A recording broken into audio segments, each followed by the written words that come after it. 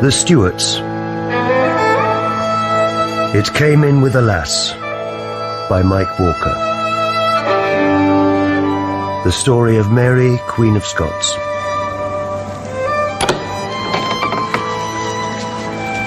Clear. Now? Now, Majesty. Down. Hurry. We've hardly a breath to reach the boat. The moon. We have to take the chance. It's now or never. In the boat, Majesty. Hurry. You'll be safe? In this world, never. Go now. God bless you. Who goes there? Paul, man! Paul for the Queen's life! Oh, they have him. They're coming. Oh, God, help your servant, Mary.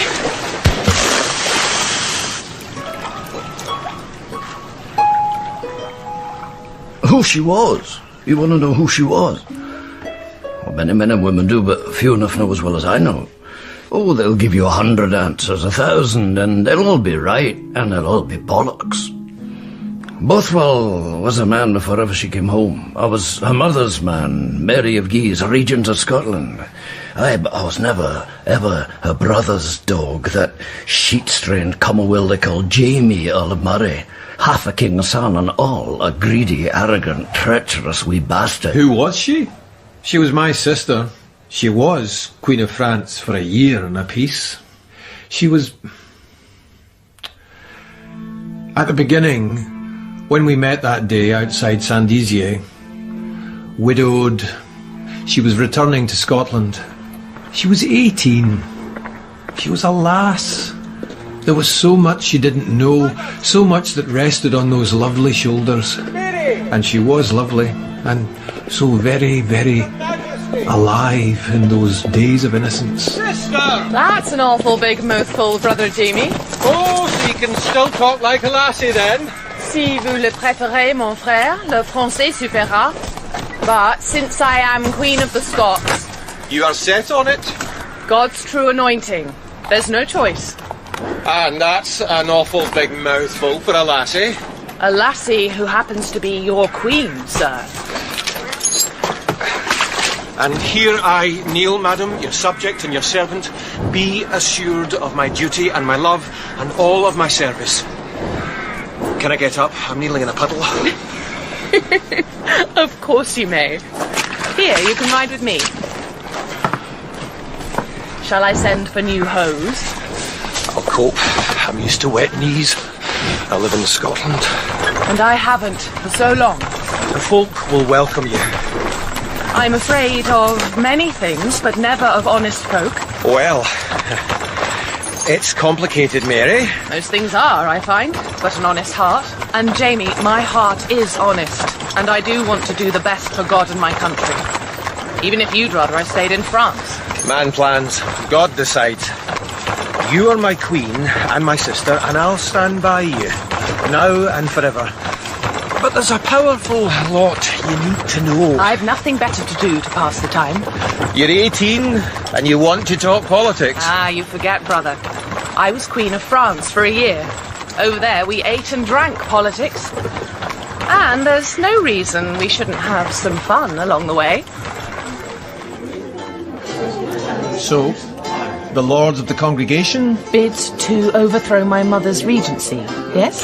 To save the true religion. Even though most of the folk still cleave to the old religion in their hearts? More wine for the Earl.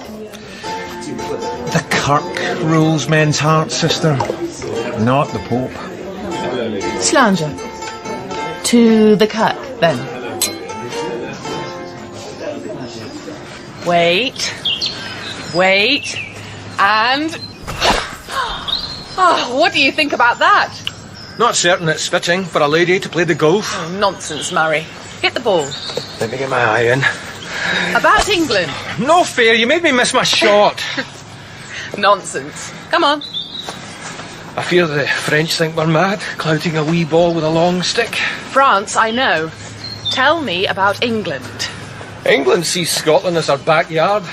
She doesn't own us, but she has a great interest in everything that happens and Volens, no lens. We can do very little that does not take account of that simple and brutal fact. They've their finger in our pie, then? They've their whole bloody hand in our pie. Then we must shift the pie. That is the whole of our policy, Majesty. It's why we signed the Treaty of Edinburgh, throwing down the old alliance with France, making new ties with England. And agreed that the Queen of the Scots would have no claim upon the English throne, even though she has a better claim than the peery-ass lady who sits upon it now. More or less. Ah, there's your ball. Looks like you'll be getting your hose wet again, Jamie. I won't sign that treaty. The Queen is God's appointee, not man's. Or that woman's.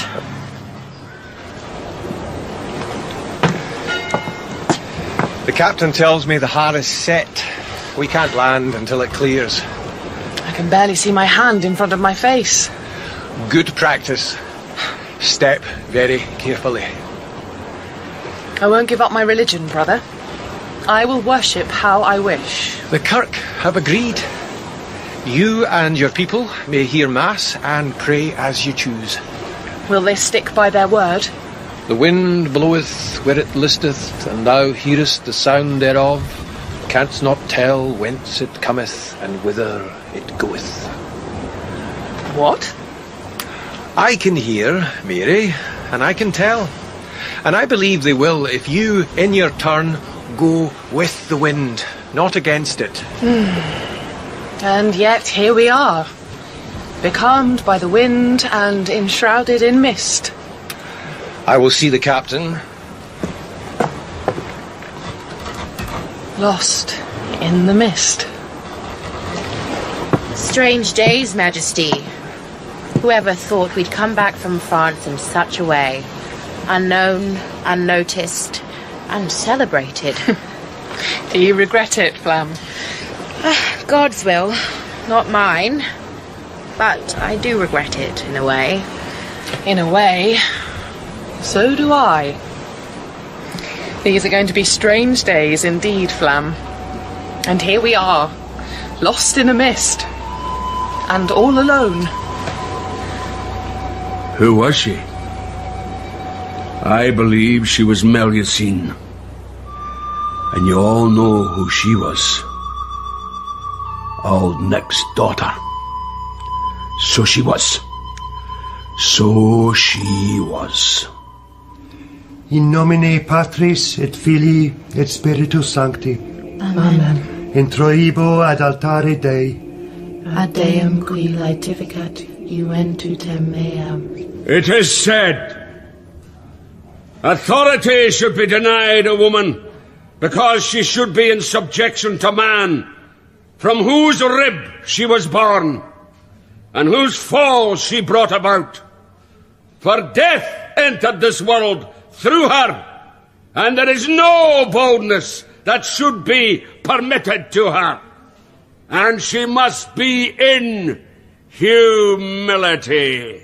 Confiteor Deo omnipotenti, Beate Mariae semper Virgin, Beato Michaeli Arcangelo, Beato Joanni Baptiste, Sanctis Apostolis Petro e Paolo.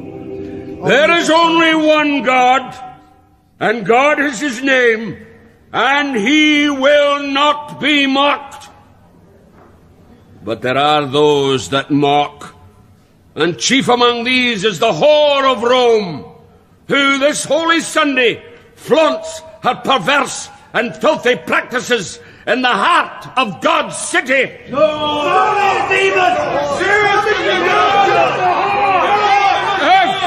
If we turn and do not God's work, then what will be our punishment?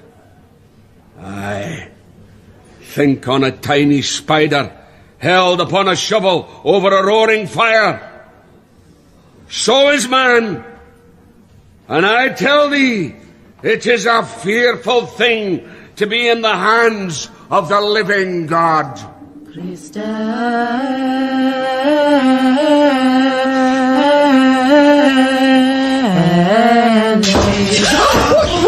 What is it? A stone, Majesty. Oh, Away with you, man. I can see it's a stone. I'm not blind. Why is it? Oh, you'd best stay away from the window, Majesty. Oh, have they not come for a show? Well, let's give them something to look at, shall we? I beg! You must not, Majesty! Must, Sir Priest. You say must to a queen of France and Scotland. Open the window, Plough. Hey, thank you where you came from! You poor fool! Here you see me. I am your queen. There is no wrong in my heart or my house. Only love for you, my people. I will serve you and serve God with all my heart. That I swear. Go to your houses in God's peace. Go.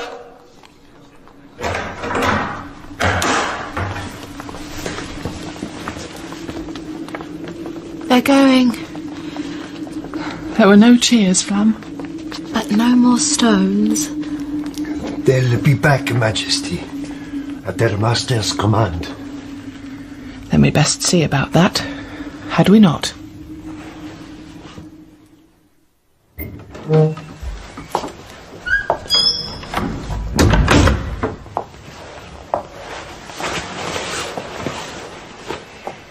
Murray? Madam, I'm at your service. Not yesterday you weren't. We were scathed by a pack of dogs. Maybe you heard of it? Ah, the honest folk. But it should not have happened. The Queen was to be allowed her mass. Allowed, Jeany? You know it. It seems what's known in this country is often enough put by. A scheme was worked with Mr. Knox. He didn't like it, but agreed to stand by it. You know, I arranged things for your satisfaction and not his. He would have had you sitting in the kirk on a wooden bench, getting splinters in your white ears, cursing bishops and drinking water. So you say, brother. I can assure you, sister, I have only your best interests at heart. And my heirs too, I dare say, Murray. I believe Dr. Knox is without. Without manners, to be sure. Shall I call him? I dare say you should. Mr. Knox! John Knox!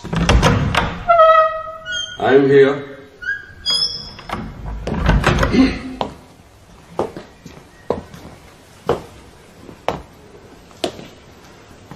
Madam. Domine. You don't like the Queen, it seems. I have nothing against your Majesty. Well, you could have fooled me. I have only ever used the arguments God hath given to man through his holy prophets and the disciples and evangels of our Lord Jesus Christ. And they tell you that a woman ruling is repugnant to nature, causes the overthrow of order, fairness and justice, probably curdles cream, that woman was made to serve man and obey man, and that she's too busy being a mother anyway. Have I missed anything? A great deal. But that is by way of the infirmity of your hasty sex. It is in the good book, madam, and cannot be unbooked. Jesus Christ is my witness. You say I have no authority to rule? If the land is content to be ruled by a woman, then I shall be as content to live under your grace's rule as I would to have lived under the Emperor Nero. What? What are you saying? Come on now, Mr. Knox, don't be shy. It doesn't become you. I have read the book. It was written against Mary Tudor of England, who you'll recall was a Roman Catholic, and did all she could to return that nation to the idolatry and sin of papacy. Plain it is that women are commanded to be in humility and subjection. It is not permitted for women to speak, but to be in silence. Here Ambrose includeth all women. Your words, not mine. The words of St. Ambrose, I believe. Aye, you believe. You believe that subjects may throw down a monarch anointed by God? The Bible says, if princes are sinners against the law and the land, then they may be put down. It is even so between parents and children. The child must obey, but if the parent falls into a frenzy of madness, then the child must restrain them from committing the follies that may ensue. Watch your tongue. It's a queen you speak to. And God I speak for. It seems that my subjects must obey you, Mr. Knox, and not me, and shall do what they want, and not what I command. What is it that so offends you in a woman? Is it a woman herself? Speak as you list, sir, since it seems you command here. I've nothing against a decent and modest woman who does not display her weakness to corrupt decent men. What, is it my bubbies, then? Oh, it is, isn't it now? It is well known that popery and ritual will so inflame the lusts of the female that she has not one whit of control over her intellectuals, such as they are, or her body, but like the vile octopus of the deep, grips fast virtuous men with her tentacles of temptation, and draws them ever toward the slippery maw of damnation. I believe the octopus has a beak, Domine. So my teachers in France told me. Papist to a man, I dare say. You dare say a very great deal. We shall speak again. You will not find me change, madam. I am steadfast in God. Then you may leave us. Mr. Knox. When I was a girl, in France, I went on pilgrimage. Oh, no great thing, but I walked every day for a week to a certain shrine, except one day when I went in a carriage. The stones of the road bruised your foot, no doubt. The reason I rode, Mr. Knox, is so that I could not puff myself up with self-pride and vanity and boast that I had walked every step of the pilgrim's way. It may surprise you, but in the Roman faith, self-pride is a sin. In the true religion, virtue is its own reward. Go! Mary, don't cry. The man is rough and ready. Comfort yourself. You think I'm crying through fear, Jamie? I'm crying for the vexation. That man, Knox, is the most powerful man in Scotland. God help me if it's so. She was a problem, from whichever direction you choose to look at it. She was a problem, not because of who she was, but because of what she was. In the end, she was a problem even to herself, but that came later, when her choices had been reduced to bad and worse. I knew her over most of her reign. I was, of course, never a disinterested observer. Well, who was? Who is? I was English ambassador.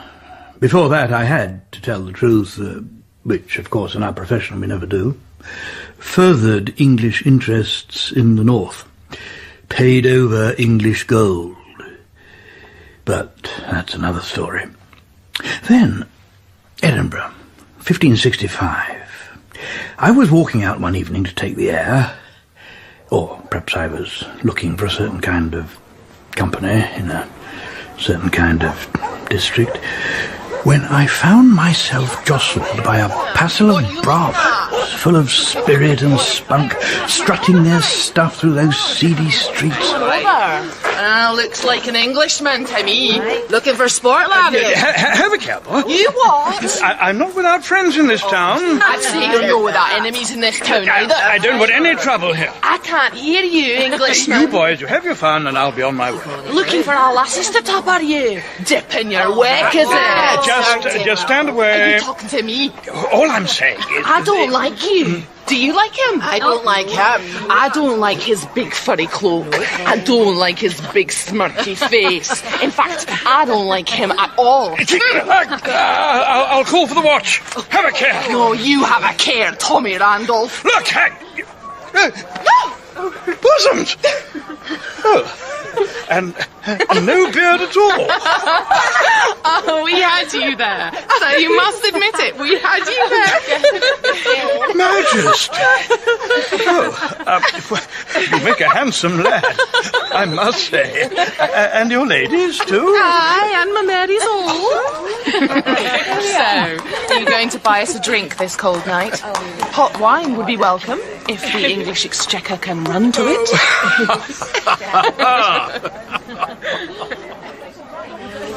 Isn't it dangerous for you to be out like this? Even given you're as tall as many a lad I know. We've been begging in rags, strutting in hose, and so far no one has raised a hand against us, Mr. Randolph. I think you have the wrong idea about Scotland. We are a peaceful people. Forgive me, Anna. On the whole. Or don't you agree, Mr. Ambassador? Perhaps, since we're in disguise here, you could call me Thomas? I hardly know who is and who isn't in disguise here. Every noble in the land seems to be talking out of the back of his hand, none trusting the other, each only for himself. Even your queen, Thomas, says one thing to me and another to her council. Is it any wonder that sometimes I am all in a spin? You have a joysome court, madam. I've never seen a better time, and I've seen many things. And as for your marriage, why? Why, sir? Why what? It would be a positive delight to be rousted by such lusty lads.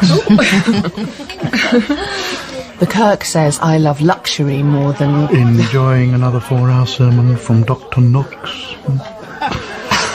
You're a young woman, a beautiful young woman, and a damn pretty lad too. It would be a shame to hide that with a cloak and bonnet. Thank you, Thomas. Even if you are a Protestant. Yeah, but no Calvinist. I can sit with the bishop. You know, Queen Elizabeth offered John Knox a bishopric.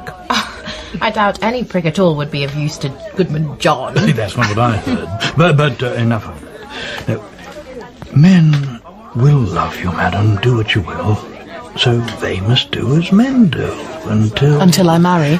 It's what women do. And not what your woman does. I wish she would. Everyone in England wishes she would. But until she does, Thomas, there remains a thorn. The Treaty of Edinburgh, which you still haven't ratified. How can I? It's not my claim. It's God's will that I sit on the throne of England if my sister Queen dies unwed. If you were married, it is possible the accord could be rewritten. But married to who, Tommy? Well, that's the question, isn't it? But marriage is a delicate matter. Your Queen's daddy might not have agreed. This country still remembers the rough wooings of his soldiers. Nothing delicate about rape and murder. I might have been a babe then, but I have not forgotten either. No, times have changed. And men are angels now? Who may I marry, Ambassador? Anyone you like. So long as they're English. France, Spain, all those little duchies and principalities, all those complicated claims and alliances. Marry an Englishman, and it will become simple. Elizabeth will make a new agreement naming you, or the child to be born, as her successor. And does Her Majesty have any opinion of just who might fill my bed and belly? Well, Tommy Randolph, out with it like a man. Out with it, I say, out with it, and out it comes, and oh, it's a fine, strutting little red rooster, is it not? God, those bloody English, they're so far ahead of themselves, they're coming round again. And I've tried, God knows, I have tried to be nice. She's my sister Queen, and she comes up with something like this. Could she insult me any further? Could she insult Scotland any further? Mary, calm yourself. I'm sure she didn't. Oh, she meant it, or she's running stark mad, and she's not mad. That I do know. They say he's a handsome man. Darling Dudley. Oh, I've no doubt he's handsome enough for her. Now, wolves have ears in this town. Flamina, he's a second-hand cock, and though his comb may be the finest, it's combed another woman's bush. Whisht, girl, you think all men don't? All men save John Knox, I'm certain of it. But I'm not all women. Would you lie with your sister's cast-off? Does she even mean to cast him off? From what I hear. What do you hear? Tommy Randolph said it to your brother, but perhaps I shouldn't report gossip. Then I'll hear it from him.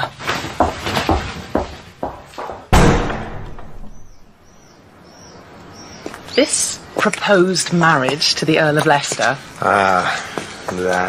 That. Your sister Queen has an idea that she should take care of all the expenses. Is she intending to pay for my household and the wedding if I go through with this? Not exactly your household. Then exactly whose household? It's only an idea, and And not a very good idea, but Queen Elizabeth thinks it might be pleasant if you all lived together. 3 in a bed? God knows what's got into that woman. I know. Robert Dudley has. And she wants him to be the King of Scotland and still to be her cockerel. And what am I to be but another henny in the hen house? Nothing to say, brother. Very well, I shall marry whom I choose. I'll marry at home if I must. A good Scotsman shall be the king of a good Scots queen. How does that sound? A great perturbation is rising in heaven. The very existence of our kirk is under threat from the whore of Rome. Our birthright is to be stolen away for a mess of popery, and the people are to be enslaved in Babylon.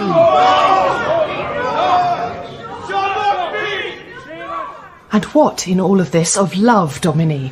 Did not our Lord command us... Think you that our Lord is a God of love? Think again, woman, for he is a God of wrath, and he will not... Gently, good Dr. Judd, there's no call to be shouting, someone's speaking to your queen. I dare say her ears are perfectly fine for any words you might have to offer. I speak not with the tongues of men, but with trust me, John, you're no angel. My Lord Bothwell, we thank you for your words. I am but a rough man, Majesty, but you may always count on me as your man. I think we all know what we can count on you for, Bothwell, and it's not generally conciliation and restraint. Mr. Knox, since I returned, I have done all within my power to please you. I have not objected to your speaking against me or my advisers. I have given you an audience whenever you've wished it. I have not advanced the interest of my own beliefs one whit beyond what has been agreed. Domine, tell me, what business is my marriage of yours? If your Majesty settles upon a Catholic marriage, no matter how old or right the family, this nation will be betrayed. And the very same God of wrath will cause you to end your days in sorrow and... By God it is, Mr. Knox. Give way, man. You cannot rebuke your queen in such a manner. Is there nothing I can do to please you? Madam, the tears of my own lads do not impress me when I have cause to whip them. No more do yours. I am going, but I say, think on Jezebel. Think on Jezebel. Mr. Knox, a moment. So? There was another matter. I am called to preach. It is a serious matter and cannot wait. A few months since, a priest of my household was grievously threatened by 2 members of your congregation. I do not recall. They were imprisoned? Possibly. And do you recall writing a letter saying they should be freed at once, and if not legally, by any means at hand? They were doing their Christian duty. It seems to me, Mr. Knox, that your letter, in your hand, signed with your name, could be seen as a call for arms to be used, to overthrow the proper offices of the state. I have consulted my Privy Council. They agree. It sounds like treason, Mr. Knox, and you will answer to it before the court. You may leave us now.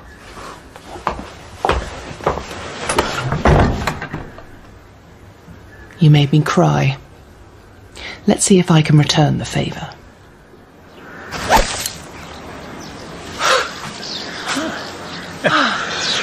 And now I'm supposed to hit mine, Majesty? That's the idea, Ambassador. Well, not certain it's such a good one. It's very small.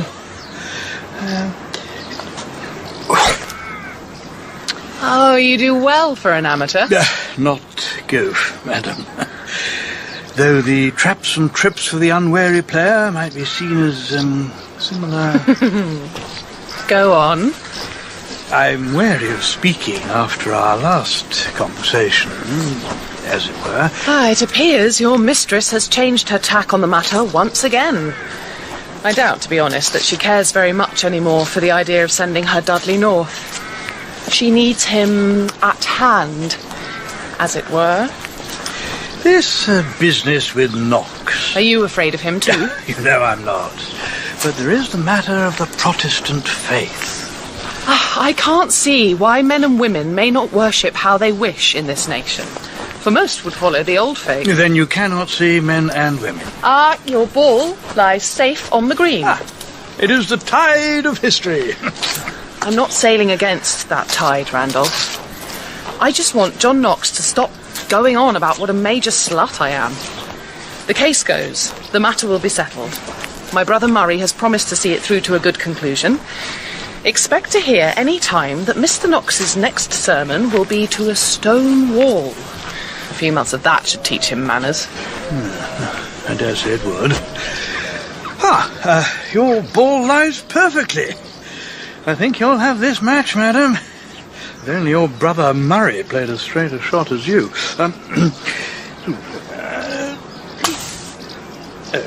And rather straighter than me. What do you mean? I shouldn't tell you, but you'll know it by tonight. The Privy Council will acquit. What has Jeany to do with it? He supports me on the matter. Knox has no liking for him. He's attacked him continually. Not so much in the future, perhaps. Are you trying to put a difference between me and my brother? Majesty, there was never a sameness. You said it yourself. All against the other and each for himself. But not Murray. Not Jeany.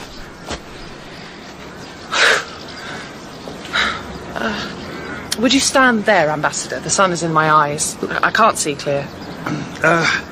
Murray's done a deal with the Kirk. Knox goes free, and they owe him a very big favour, and everyone knows it.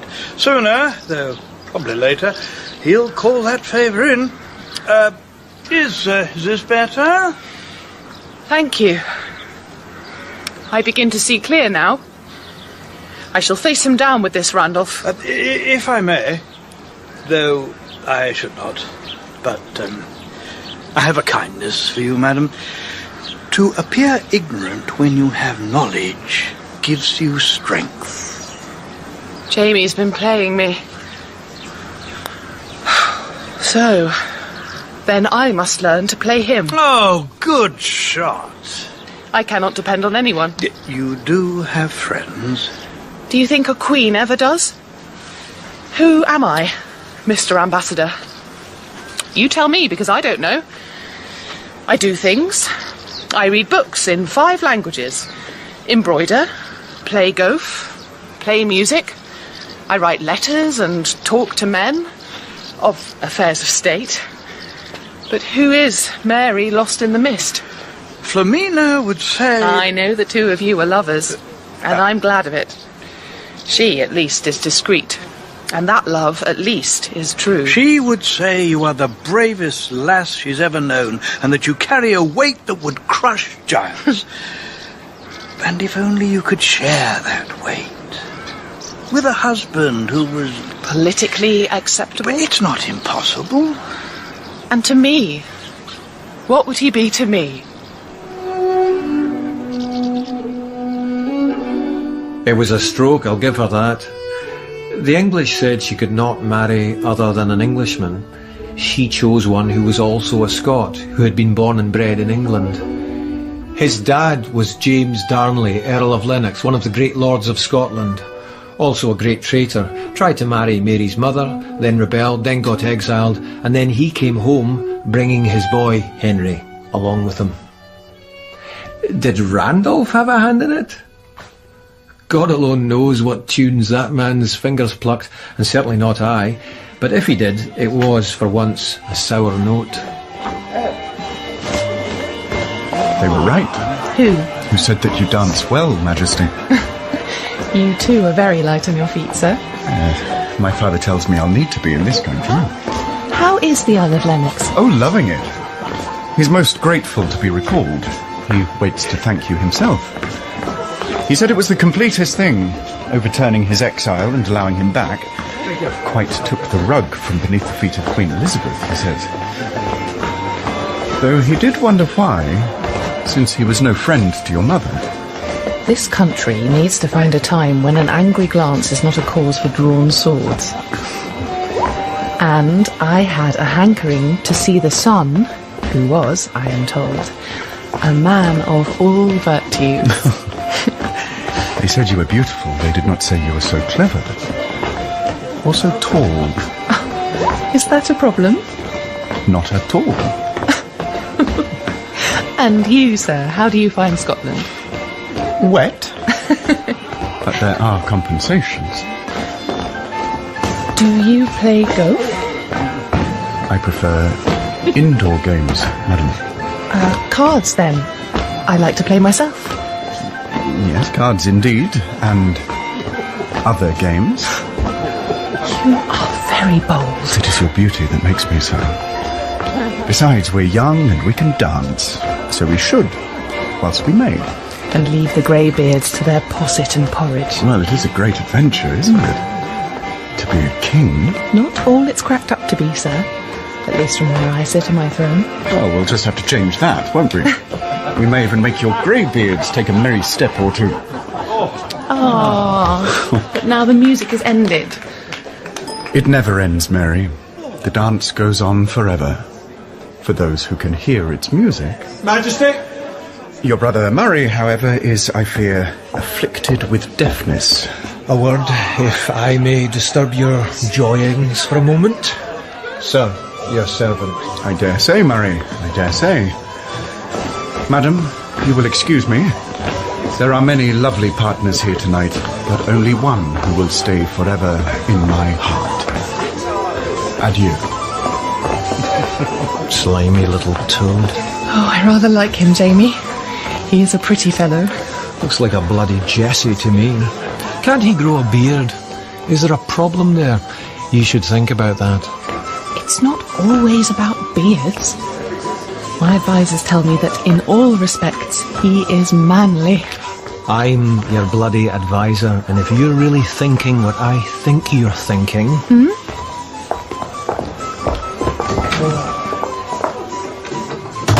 It won't do. The Earl of Lennox is not our friend. He's the friend of our enemies. Do you know how many Catholic lords have already pledged themselves to him? I'm a Catholic. Yes, but you're our Catholic, Mary, not the Pope's. That will not be the case with Lennox and his allies. They have a plan, and we aren't part of it. Speak for yourself, Jamie. I'll be Mrs. Darnley. He wants to be king. That is generally the case when you marry the Queen. Not king to your Queen, but king for himself and the Lennox clan. Henry Darnley is not a nice boy, Mary. But then you're not a nice man, Jamie. You played me false over Knox. False to be true. You do not always know your best interests, sister. You mean your interests are my best interests? I beg to differ. He's bad news. One could forgive nasty, but nasty and stupid, it's terribly dangerous. You must see that. Besides, he's dipped his pen in half the inkwells in London, they say. Aye, he's a very literary young man. We're family. We have to stick together. Marry this boy, and you and the country will regret it. Through here, Jamie. Listen, I know you greybeards forever at each other's throat for the smallest inch in esteem and power. It's always been that way, you tell me. It'll never change. Well, I tell you, it must. Because times change, Jamie. And if nations do not, then they are lost in the storm. This is not France. With a husband as king by my side, I will command respect from all those who cannot countenance a woman on the throne. Then I will be able to rule as God commands. Do you really believe that cock-chick girly boy Darnley is fit to be the king of anything other than the poxwort? I will make him so. I will make him so! Love. In the beginning, I think she hoped with all her ardent heart it would be there. But hope for princes is a fairy ring that vanishes as the sun burns off the morning dew. Approach the throne. Kneel. By the authority placed in me by God and the Kirk, I invest you, Henry Darnley, as Earl of Ross, and as such to be of equal rank to the highest in the land. And thus fit to marry a queen. Don't you wish you could get your queen wed so easily, Tom? She'll never do it, Plough. Her husband is England. Her lover, Dudley. Well, since my lover is a dukey Englishman, I'm wondering if I'll see him and his great Tom Leach tonight. There'll be dancing. There certainly will. But wasn't the Queen going to make him Duke of Albany also? That she was, but not today. She's taking a lesson from your mistress, Festina Lente. You were never slow in getting there, Flam. Not me, silly. He speaks.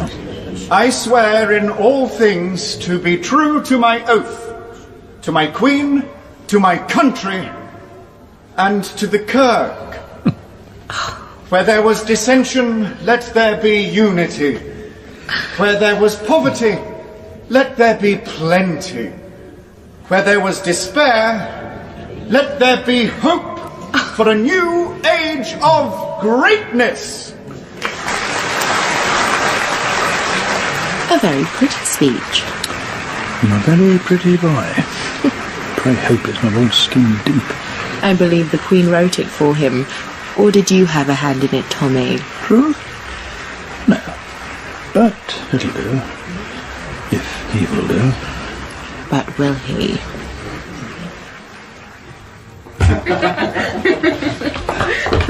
Wine! Give me wine! Well, we showed them how to dance tonight, eh? Oh, we did. Although not everyone approved, I think. Oh, who cares? Drink to us. The King and Queen. Not yet, my dear. But soon, my dear. Henry. Have a care. I do. For you, my sweet. Not discreet. I am never discreet. Oh, sweet Mary. I will be your husband tonight, even if the Kirk has not yet sanctioned it. Oh. Henry, you forget yourself. That's what love is for. But not queens. Does the Queen not obey the King? When we are married, I will be a proper wife to you, Henry. I swear it. And when will that be? When you make me Duke of Albany? We must think of England. I assure you I do, stuck in this dreary shithole. All things will come to you, Henry. Only wait a while. I don't like waiting! I will retire now. Perhaps you will be good enough to send my women to me.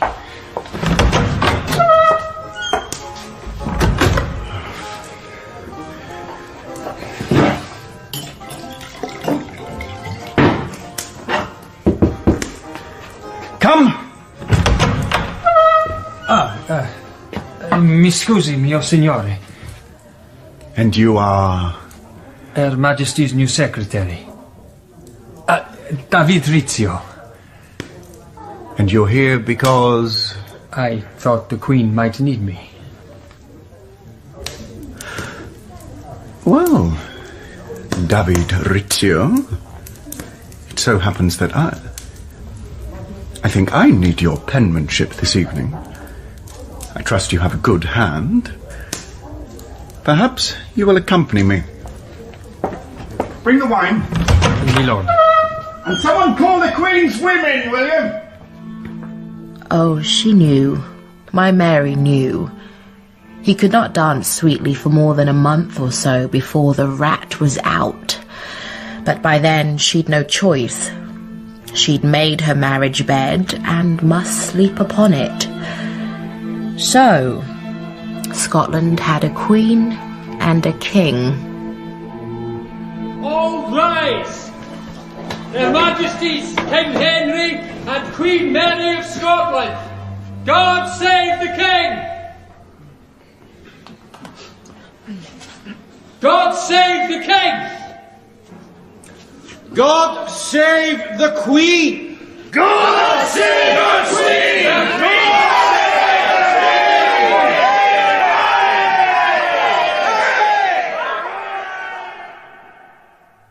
I want them punished. Wine?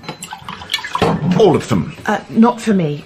And you'd best be careful of how much you drink. There is a long day yet to get through. Exactly. Come. Come! The Earl of Moray, madam. Shall we try that again? The Earl of Moray, your Majesties. Madam, you called? Darnley? Do you want to be charged with treason, Murray? Is that what you really, really want? Do you know what I really, really want, Your Majesty? Actually, no. I don't care what you want. Brother, I think that... The only question here is what the king wants. Yes? Henry... Yes? There must be respect, Murray, from all. My husband, the king... Can speak for himself. He can certainly pour for himself. Have a care, Murray. You are not invulnerable. I am the king. Of what, my lord? Of a united nation, one under God? Yes, Jamie. The state is at peace. There is a religious accord. Even John Knox realises that with a Protestant king on the throne, there is no threat to the Kirk. You know it. I know no such thing. Then you ignore it. I know you play religion for your own ends, Murray. There's one thing you want that you've always wanted. And it doesn't come from a bottle or give me the pox.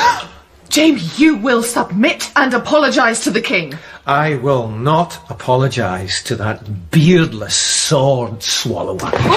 Before God, Murray, you will pay for that remark. Trouble is, sister, you've sold the nation for Lennox gold. There's nothing left. Henry, do not draw. You cannot brawl. You know, sometimes I think I'd rather be a Jakes in London than the King of Scotland. Which is something you will never, ever be, Master By-Blow.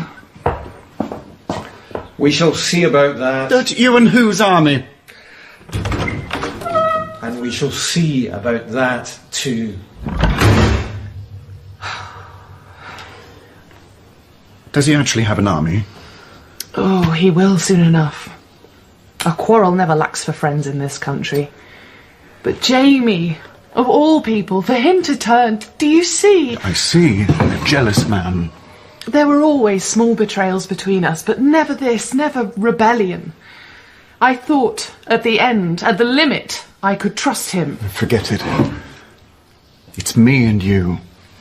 King and Queen. He has allies, Henry.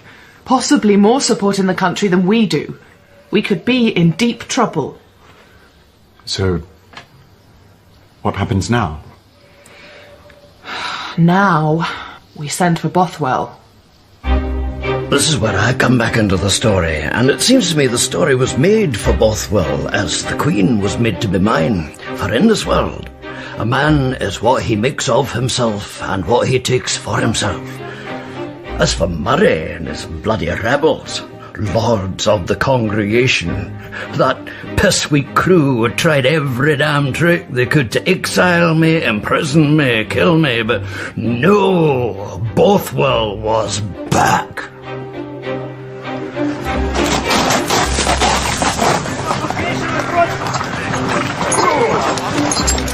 My lord, well met. I came as fast as I could, Majesty. Sire, I gave you joy in the morning. I thank you, sir. Your journey? The bloody English did their best to stop me getting here at your brother's request. Paid the pirate Wilson to waylay my ship. We got through anyway, and we'll get through now, Majesty, with you at the head of your army, with a pistol in every hand. And I'll shoot if I must. You inspire the matter. Leave the shooting to me. I will, sir, if you will take command of the Royal Army. Let us not forget, my dear, it is my army too. I think my father Lennox would make a better Captain General. His state is higher than this gentleman's. I must think on that, Henry. Well, you do. Moray and his allies would be chasing about making mischief. And that is not for me to remind you, sir, that if you had gone into the marketplace and shouted, I am the king, who will shed their blood for me? You might have got an idiot boy and a stray dog, but not much more. Bothwell! You will take that back. I say you will, sir. Then I will. Forgive me, sire. Very well. And if you'll just let me borrow this army to kick some hairy Scots ass before it vanishes in the heather. You have a way about you, Bothwell. Take the army, but the matter of command can wait, since we all know there is but one at the head of our company, and she's got bigger bollocks than any man in it. Except me. Godspeed, I'll be about my business, madam. Sir! Ha! I didn't like that. Your father will receive his proper due, Henry. Yes, I have no doubt of it. But you, Mary, I don't think your attitude was correct towards that man. Oh, the Earl of Bothwell. You were making up to him, for God's sake. He's my general, Henry. Your general and not your coxman. I don't trust him. Can we talk of this another time? We are observed. As you wish, madam. David! Majesty! Please to send a letter to the Earl of Lennox, stating I wish him to take command of my forces jointly with the Earl of Bothwell. Quickly, if you will. Does that satisfy you, my lord? Thank you, David. That will be all. It will be done to your satisfaction, Majesty. Thank you, David. That will be all. There's only one of us who has dipped in Signor Rizzio's inkwell, and it's not me. And it's not me who placed a whore to anything... well, anything male. Oh, weak, Henry. Weak. We must stand together, or we shall fall like sticks. Henry, whatever we may feel, we must make a brave show of it. Otherwise, who will follow us?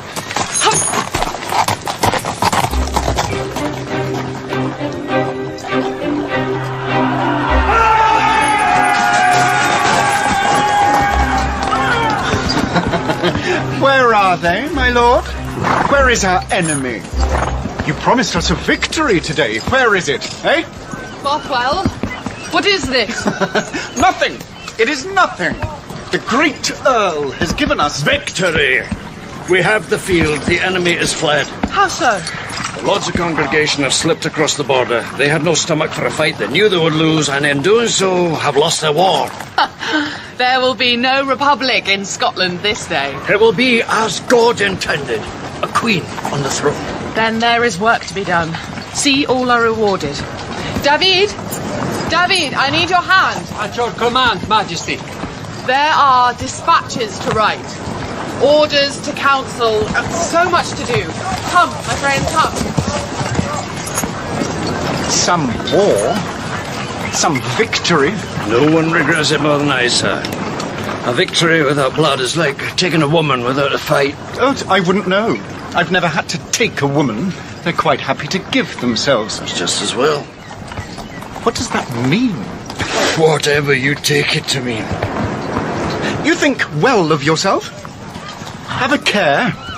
I can call on a dozen knights to have you taken. Oh, is that how you do with the ladies? That's enough, Bothwell. Oh, what? You don't even have the balls to see off wee Davy Rizzio.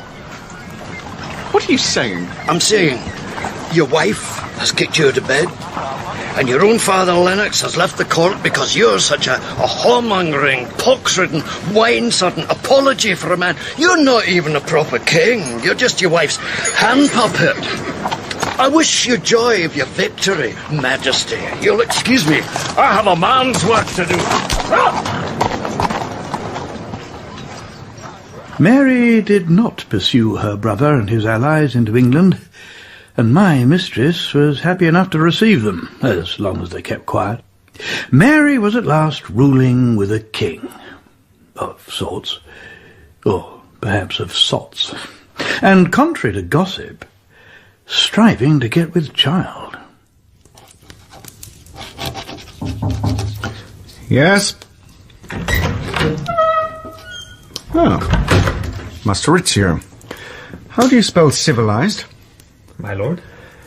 It's a quality rarely met within these parts, so I understand if it's strange to you. Spell it. C-I-V-I-L-I-S-E-D. Thank you.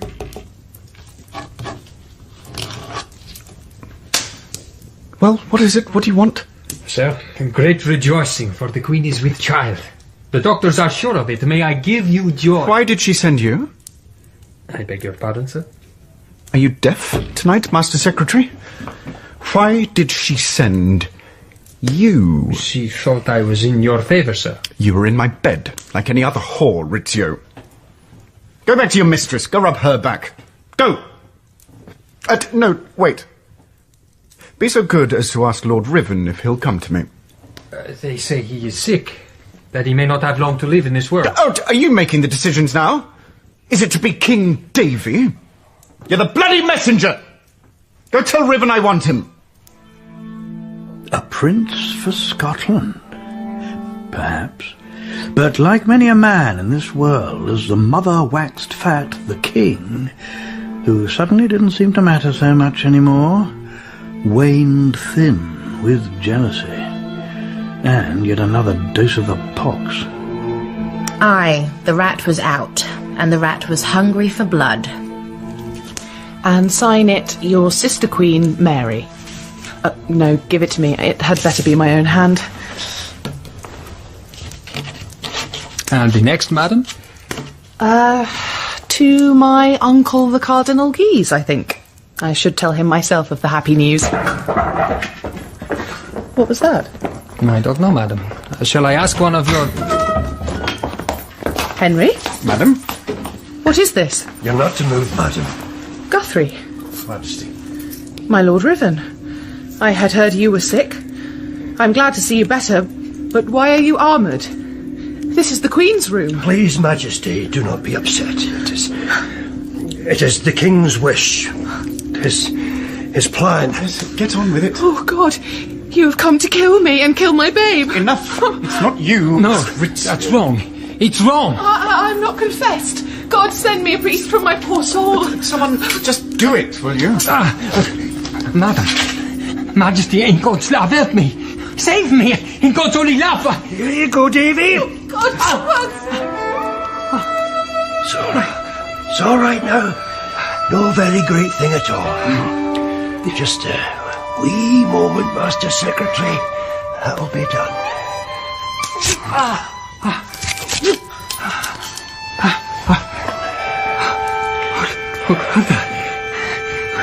Guarda quello. We need more candles. More light. More light. Hush.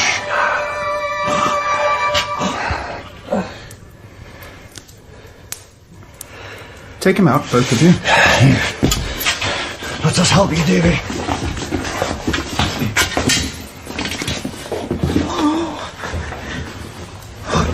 Blood. Blood. I made you a king out of nothing, and this is what you do. They laughed at me. Well, they're not laughing now. Nobody laughed, Henry. Another man in my wife's bed. Well, where is that man now? Nobody in my bed but you, Henry. There are many behind me. You have to listen to us, yes? And obey your husband as a good woman should. We've had enough of this tyranny. No tyranny. Except in your mind, Henry. Is it mine or bloody Rizzio's? You dishonour yourself, if such a thing is possible for such a man. Enough!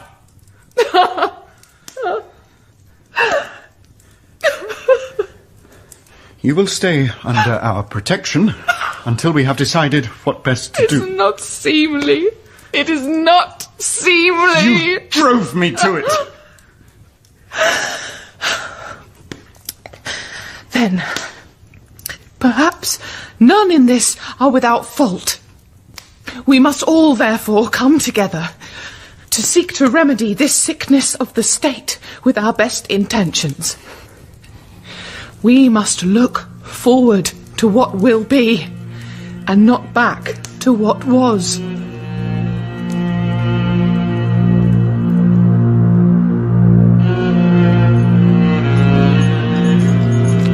The most dangerous fool in the world is a fool with a plan. And the King of Scotland had a plan. Murray! Your Majesty! I wait upon your wishes. I want you to know that I had nothing to do with this Rizzio business. I would not countenance drawn daggers and spilt blood in front of your sister. When she was with child. Exactly. However, she does appear to be seeing things more sensibly now. She has no choice, I think. I've done no more to her than you would, had you won the late rebellion.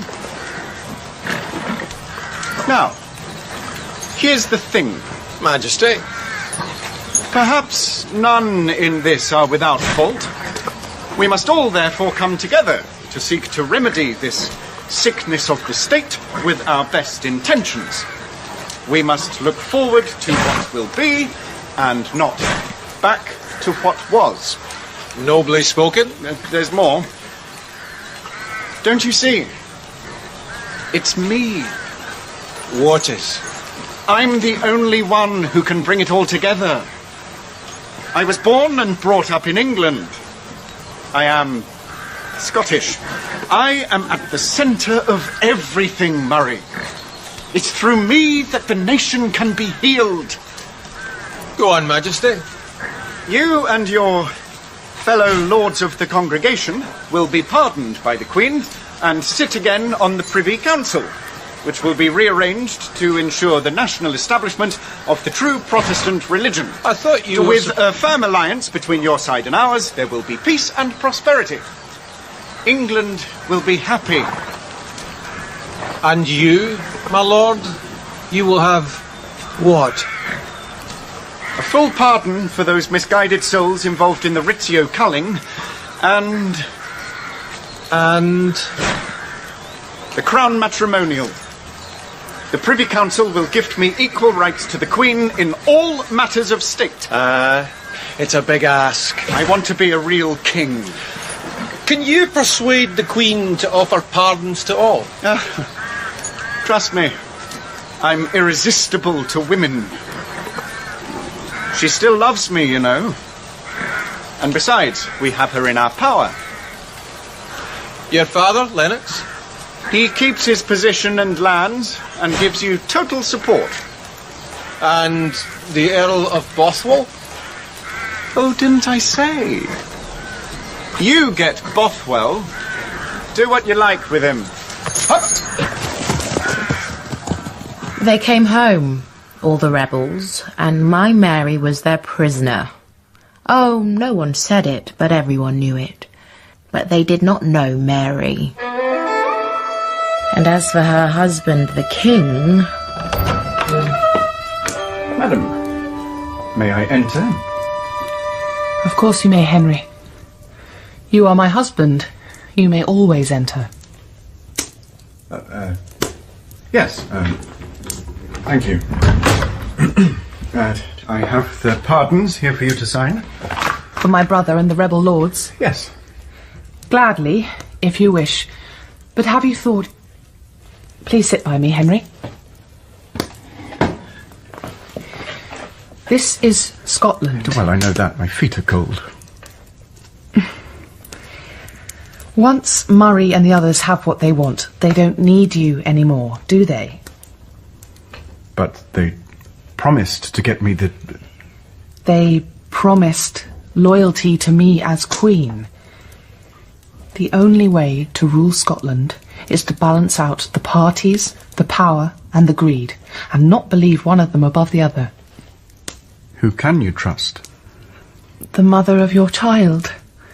See? Feel here. Our baby, Henry. God. You're a beautiful girl, Mary. And you're my man, Henry.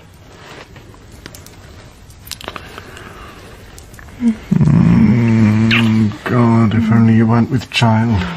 My sweetheart, us Scots lassies can turn our hands to any number of tasks, did you not know?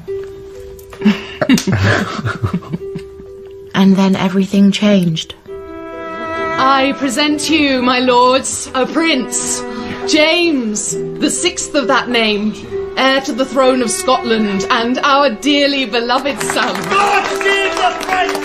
God save the prince! God save the prince! God save the prince! The calf is born. What good then the bull? Majesty, the ambassador.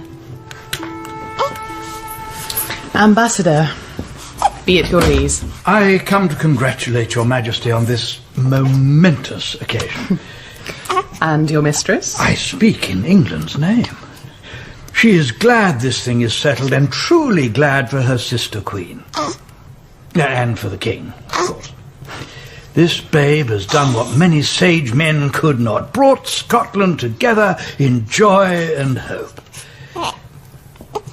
Unofficially, I am glad for you, madam, and glad for the peace, but I wonder, all this amity amongst... Old enemies. Can it last?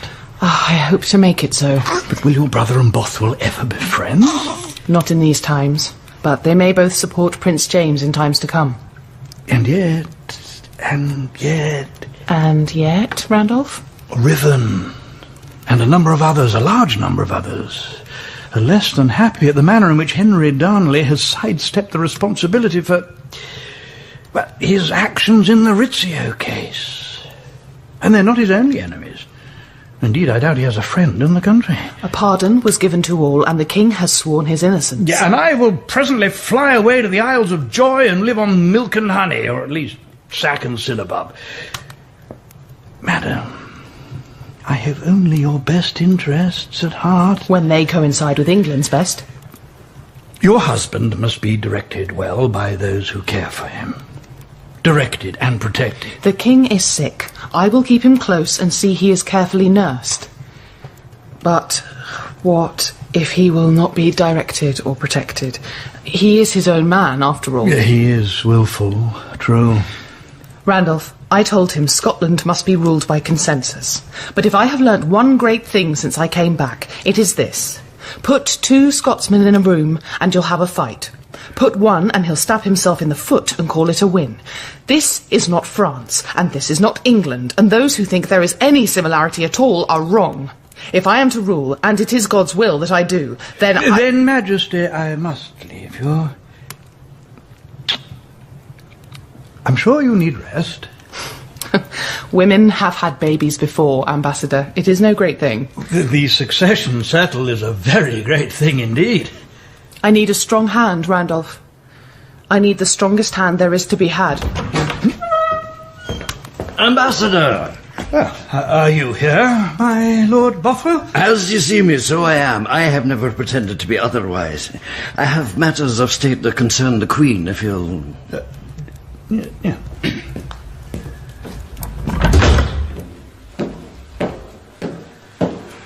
Ambassador, a moment. Lord Moray, I am at your service. I doubt it. But am I right? Is he in with her? I take it you mean the Earl of Bothwell? Yes, he is. Unwise. The man is ambitious. And you aren't? Not for myself, but because of myself. Do you want to open that for me? I can do a better job of running this country. For the Queen? For Scotland. And England. She's unstable, you know. Lost her temper because someone sent Darnley a spaniel. Why didn't she get it? Why him? She's the same with Bothwell. She sees him, she wants him. Women. They can't help it. And what does Bothwell want? The throne, of course. No chance of that, surely. She'll give it to him. We should have listened better to John Knox. I heard Goodman Knox was sniffing around a 15-year-old maid for his nightly entertainment nowadays. Might be time to put a bit of clear water between you.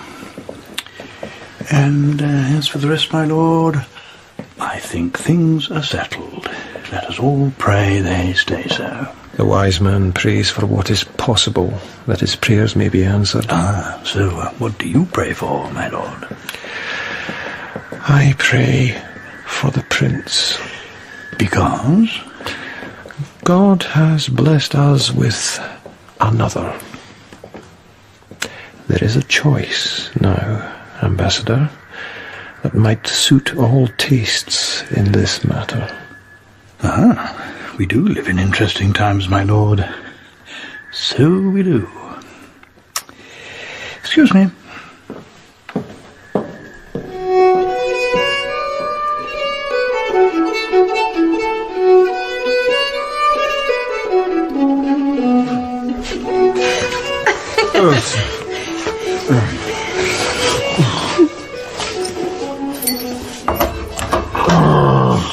Where's the damn key bowl? You don't usually have any trouble finding it, my lord. Shush. Tonight I sleep alone. I see the Queen tomorrow, and the key stays in my hand. Off with you, sweetheart.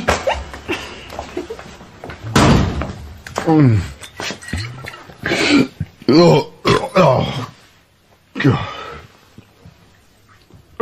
Oh, no. Oh.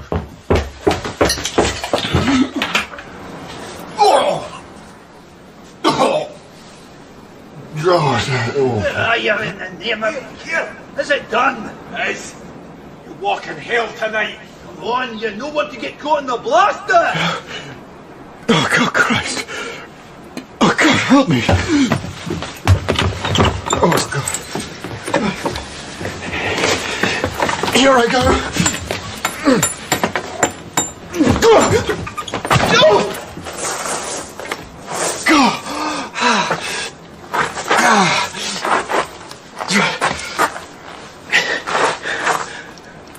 Smoke.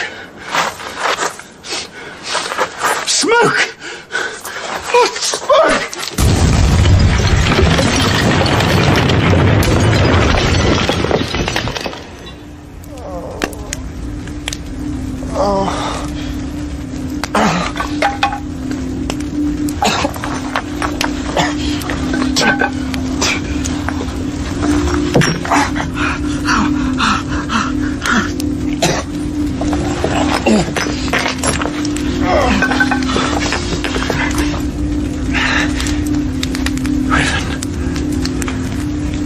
You?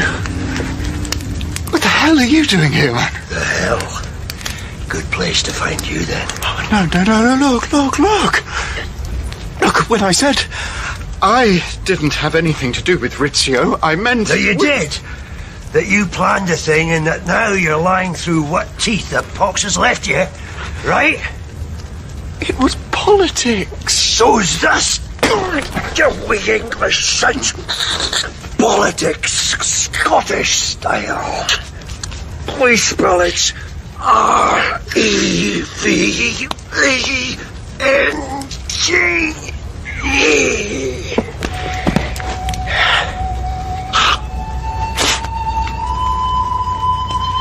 So, that happened.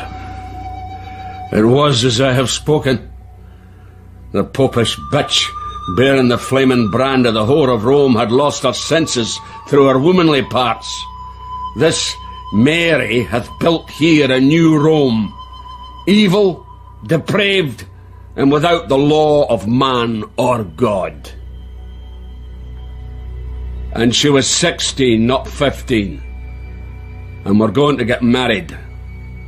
And I had absolutely nothing to do with it, really. I thought the man was a cock, and he was, but Bothwell doesn't kill people in that way. If you're my enemy, look for me standing in front of you. No, that was Murray's work. She knew. In some way, she knew what that bastard Bothwell was planning. But you had nothing to do with it. I don't know anymore, Flam, what's up and what's down. Sometimes what the mind knows, it keeps a very fast secret from the heart. All I know is that my heart is my own, and it is true. And if I did nothing, I did nothing to stop it either. And then... Then? Oh, Moray, Riven, Lennox, Argyll. Well, how can that be? They are enemies all. They are men first, and came out of the mist of Hibernia and killed the king. And now they want to kill the queen and rule the land in the name of the babe. What to do? Live, Flam. Whilst I breathe, they cannot, in all clear conscience, take power. And whilst I rule, then God's writ still runs in the land. But how to stay alive in this world? Now there's the thing, the very thing of it. Staying alive. It was, in the end, the only thing she could do. And the worst possible thing she could do. And yet somehow, it was her. All or nothing. Find the strongest man in Scotland, convince herself she loved him as much as she needed him, and, with his forces, face down for good her enemies and confound her critics. I tell you, Majesty, I believe there are three worlds, and one God rules, and one Satan, and in this one, power. And power resides in the edge of a sword, in a battery of cannon, and the courage to strike the final blow. It is what I have come to believe. The arguments will never cease until there is no argument to be had. The Queen rules by God's command. To go against the Queen is to go against God, whatever the Kirk and Mr. Knox may say. And the woman, what does she say? When I came back, I asked myself, who am I? Who is Mary lost in the mist? She is just mist now. Nothing else remains. There is only the Queen. And to go against the Queen must bring down upon the heads of all the certainty of the wrath of God. Could it be done? Like God's hand on earth it could. And yet I cannot lead an army. You can inspire an army. And by Christ, I can lead it. Do we dare? If we do not dare, we do not deserve. And the risk? That's what makes it all worth doing. All or nothing. The whole world or a world of stones. To bruise and turn the heel. Mary, you are magnificent. Marry me and we shall take this world and make it ours.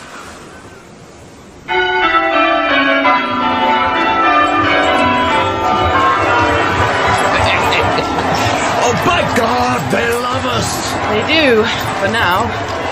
Money and whiskey can make a miracle. Bollocks. Do you know what they see? They see a king who is not afraid to be a king, and a beautiful woman who is not afraid to be his queen.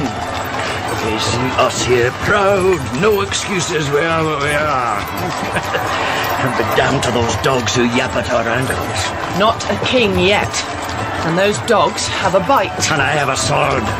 And we have an army. And what isn't worth fighting for isn't worth having, huh? Hey! Smile, woman, smile. Let them see what a king and queen look like as they go by.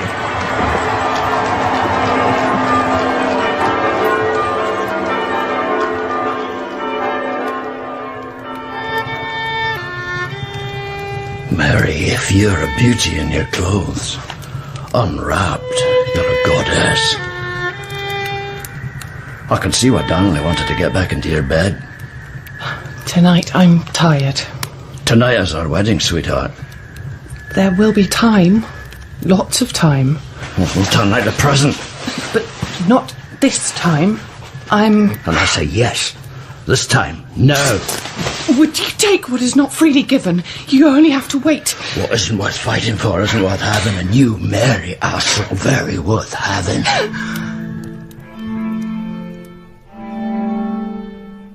Did he love my sister? Bothwell loved nothing other than himself. When he saw her, he saw himself in her eyes as master. When he saw Scotland, he saw himself in her locks as king.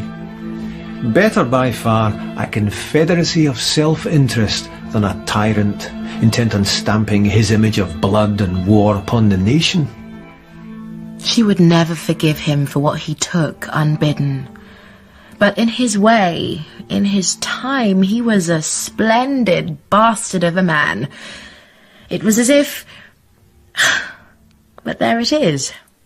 As if. The land of as if, where anything is possible and nothing sacred except power and who holds it. And the lords of the congregation knew that as well as any. You wind the clock. You hear it tick, see the hands move inevitably towards tomorrow, and you know what tomorrow will bring. And you know, with a knowledge you can never, ever unknow, that it was you who wound the clock. Madam! How do we stand? In this mist, we don't know. They could be a mile distant, 50 yards. There was a mist on the day I came back to this country. We could not land. Well, today we cannot fight. Until the sun burns it off, we cannot even see where we stand. And God did send a great mist to confound the whore and her whoremaster, and scatter their people across the land. Then did he bring the sun, to burn them, and sear their throats with thirst, as if already they burned in hell. Majesties. Randolph, what are you doing here? Observing.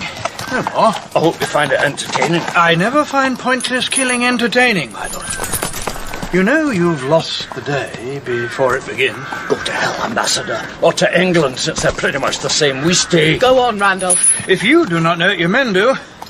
They've been trickling away all morning. They would rather live to fight again or go home to their farms and their families. This road leads to one end only. You think death scares me? Wait, Bothwell. Are you certain, Randolph? Your brother and the lords offer you terms. Your people may go. Your husband may go out of the country. And you will give yourself up to them. As queen? Never. I will never give up my country or my queen. Hush now, sir. As their prisoner, then? Whilst you live, you fight. We'll attack! Piper! Sound the advance! There is no piper. There is no army. An idiot boy and a stray dog. Ambassador, go back to my brother and his lords. Tell them I will agree. Bollocks to that. Murder! Lennox! Any one of you, come out, settle us man to man! Single combat, damn you, is there not a man amongst you? Face me! Face my sword! Damn you all, here I stand! For my queen and my country both will stand! Come out, you bloody cowards! Steel on steel! Settle in blood! All or nothing! Are you feared to die? Come out! Face me, damn you! Face me! Face me!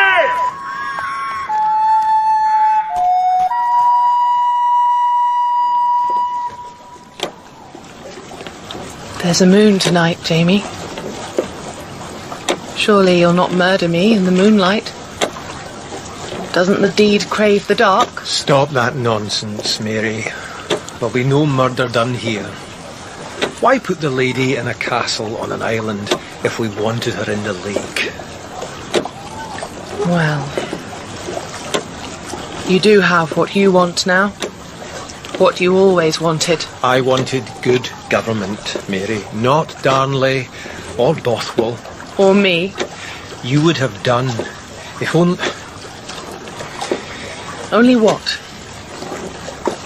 Is it that complicated, Jamie? Aye, that it is. You'll have to give it up, you know, in favour of the boy. There'll be a regency. And a regent? Aye. How long do you think you'll survive, Jamie? Long enough, God willing, to put this country back on an even path. And if I choose not to give it up? You won't. You don't know. I'm afraid I do.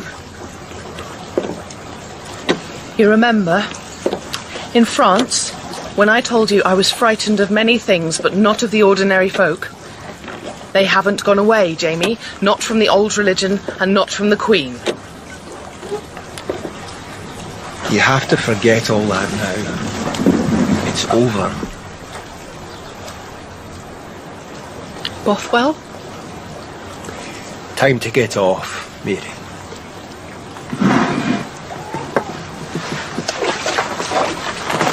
He's in the Low Countries, in prison.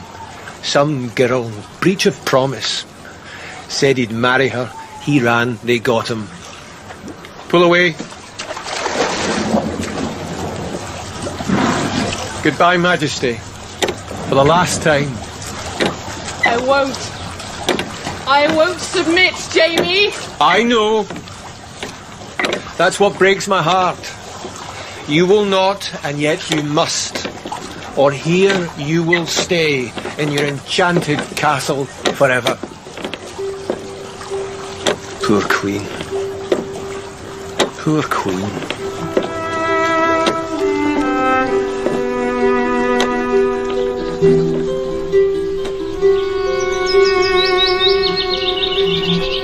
All the stories, all the roads lead but to one place.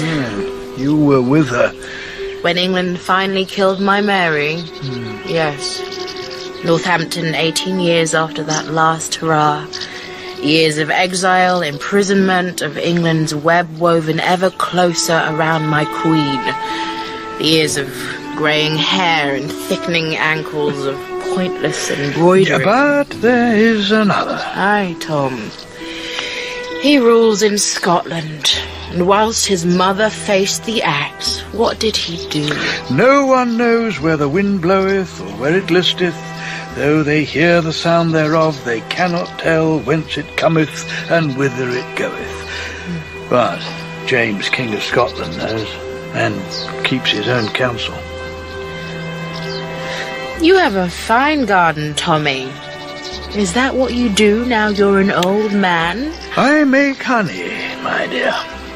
I make honey. Where once you made mischief. I think on the whole, I prefer honey.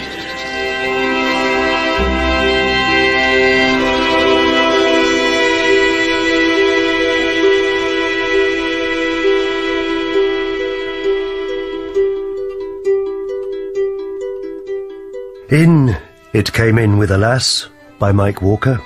Mary was played by Jeany Spark, John Knox by Brian Cox, Darnley, Tom Mison, Bothwell, Michael Bertenshaw, and Moray by John Mackay.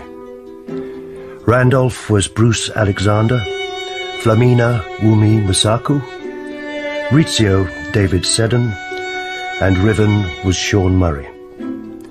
Other parts were played by Ben Crowe and Paul Stonehouse. The directors were Jessica Dromgoole and Sasha Yevtushenko.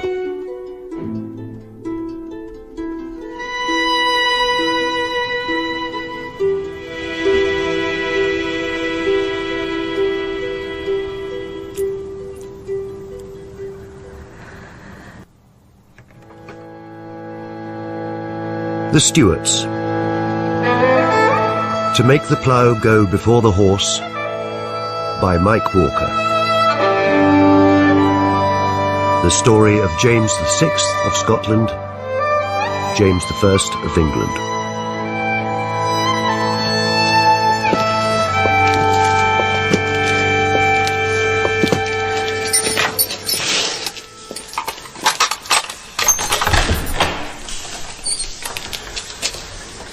God go with you, my friend. What you do this night will sound down the years. Brother, they'll be hearing this at Heaven's Gate. His Majesty the King! I come before this honourable house to present to you a mirror in which you might see the heart of your king. Ave Maria, gratia plena, Dominus tecum, benedicta tu in... And the king does have an obligation to use his power, ordained by the Most High, in a manner that is both responsible and caring of those in his charge. For it would be a foolish father who would disinherit or destroy his children without a cause. All clear? All clear. They still had it up there? You know old Dad. Give him an audience, he'll drone on all night. What was it this time? Same as usual.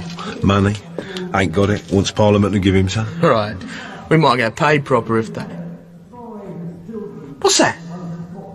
What? Smoke. Can you smell smoke? Come on. Jerry, move your arse. We ain't got all day. Smoke! Bloody smoke! Oi! You! Put it down now! And it is in such a spirit of parental care that I warn you against this war with Spain. For conflict must always come to conversation between the parties. So may we not talk first and save the lives of... Is someone smoking? You know I hate the...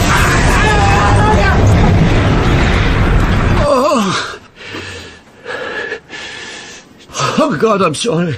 I'm sorry for all of it. I didn't mean it. I'll do better. I promise. I swear I will. Oh, God. I'm bewitched. Those bloody dams. I knew they'd never let me go. And the devil was there. In the likeness of a goat, aye. And we danced around him and worshipped him. You saw him, woman? In his very self? Answer me! Oh, Satan hath no power over you if you truly believe. Aye, and I do, truly. I believe in God. And the devil and all his earthly works, and... Leave me be, woman! Aye, for now, Jamie. But you know time runs away. You are an old man, and you owe our Lord a life. No, not Henry. Not my Henry. Old men's tears are cheap currency, Jamie. They buy you nothing with me. Go away, Anne. You're dead. Have no fear. Death will soon enough catch you. You owe God a life. Go away, all of you. I am the king. Whoosh, Jamie. You're not the king. You're just the loneliest boy in the world.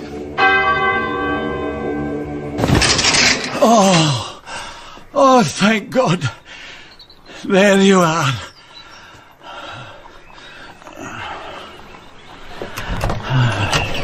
Get out! Get out! Get your mighty eye! Come on, Jack, we ain't got all nothing time. The world goes about her daily business, and I am still in it, going about mine. Time yet rules. 4, 5, 6. Do you see? There in the window pane, a flaw in the glass. The world seen through it, skewed and twisted. It presents a false aspect to our eye. But how do we ken what is false and what is witchcraft?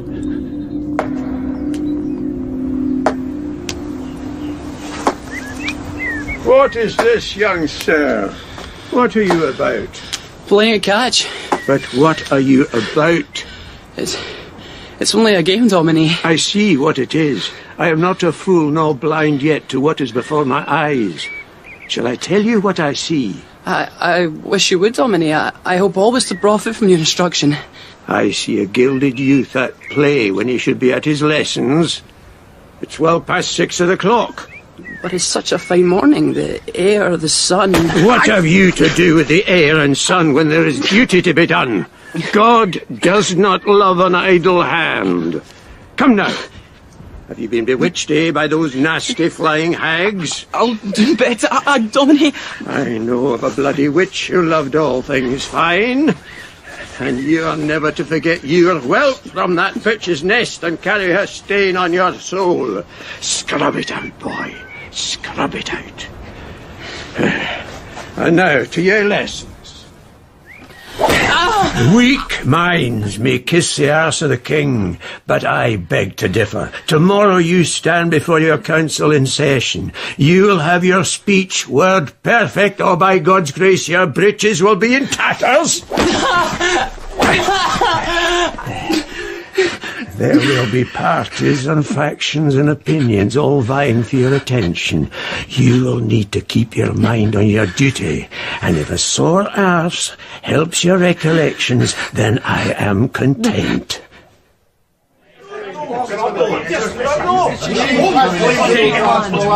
Continue to resist the imposition of bishops by those who would bow to earthly authority and not that of heaven. Get on with it, boy. We've no time to waste on this. Give the wheel a chance. Here's the king. And we are determined by our royal will to Assert and establish. Assert and establish our trusty and beloved Uncle James Douglas, Earl of Morton, in the office of Regent and head of our council. Morton!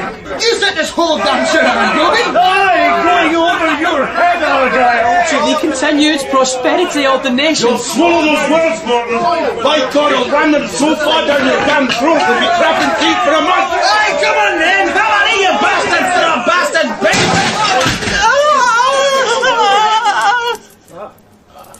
Christ, the weens pissed themselves! I will. You did, laddie. All over the floor.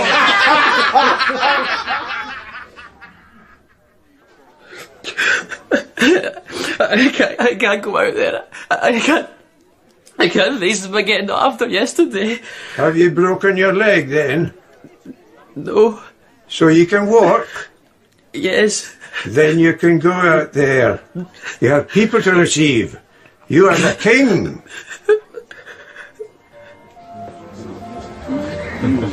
Dr. Ludovicius Praetorius of the Theological Faculty of the University of Leyden.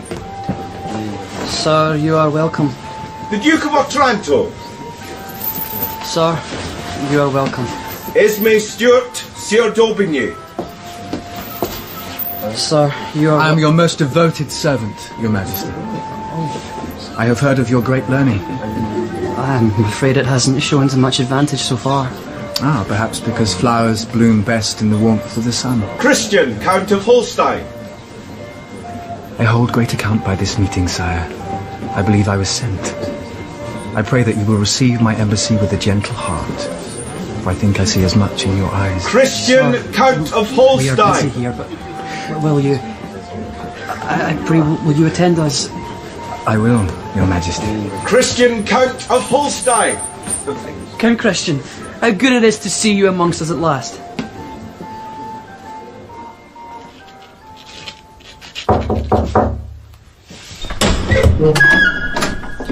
Your Majesty, the Sieur d'Aubigny wishes to be received. Yes, of course. Majesty, thank you for taking the time. I know you are busy. Oh, you know, state papers. We had not realised how much there was to do. Lessons, exercises, papers. I mean, obviously I enjoy my lessons, but... It would be nice to have a few hours away. Yes, and, well, to do other things. You know I'm right. But, sir, I take up too much of your time. I'm sure you have diplomatic and other matters you wish to discuss with us, with me. May I have your permission to open a window? I'll call a servant. I shall be your servant in this matter. You know, glass distorts more often than it shows clear. But the world... A rare day. There is nothing sweeter than a Scottish summer. Perhaps because it comes so seldom and is so short. Yes. We are related, it seems, sir. I mean, I know we are. Obviously, you know, I mean, I'm not sure what I do mean. There are roses climbing your castle walls. See? Huh. Trying to get into the room. Across the lintel. Bringing the sweet scent of summer. I had not seen... No, I had not looked. They do smell of... Hear me, my lord, speaking sooth. Gather the fleet flower of your youth. Take ye your pleasure at the best. Be merry ere the days flit, for time will tarnish it, like roses that were loveliest in the morning sun. Pierre Ronsard, do you know him? I well know him. Rather a profane poet, I fear. My dominie would not approve of such things. But my lord, you are the dominie now. There is only one kirk, and only one king of the kirk, and that is God Almighty. That would be the same God Almighty who placed you on the throne. I think you are also a Catholic, sir. Here that is seen as barely a step away from witchcraft. You believe there are witches? I know there is evil. So there must be a lord of evil, and therefore we are to believe there are those who would worship him for the gifts he will give them. Which are? The second sight, the ability to fly, to cause harm to others, and to raise storms. It is well known. Are you scared of witches? Aye, deadly scared. Well, I have no second sight, nor do I wish to harm any man. All I offer is a walk in the warm sun. Go out? But it is not time to go out. Then, may I give the king my gift? A watch from a cunning maker in Paris. It is, I think, a thing of beauty. Mr. Buchanan would ask, is it a thing of use? It is both. Now, time goes backwards, for kings are the masters of the hour. We are all servants of time, sir. In the end. But this day is ours. Shall we go?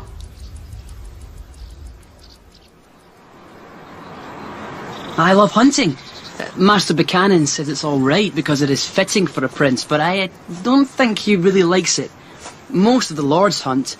Half the time they hunt each other, and the rest they hunt me.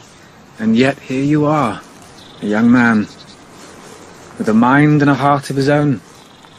And a will, too, I dare say. I sometimes think they trained it out of me, or sent it fearfully away. I knew, as soon as I saw you, there was something special between us. Our destiny is in the stars. And when our eyes met, we were set upon a path. Oh, sir! What are you saying? No, you cannot say it. I must go. I have to go.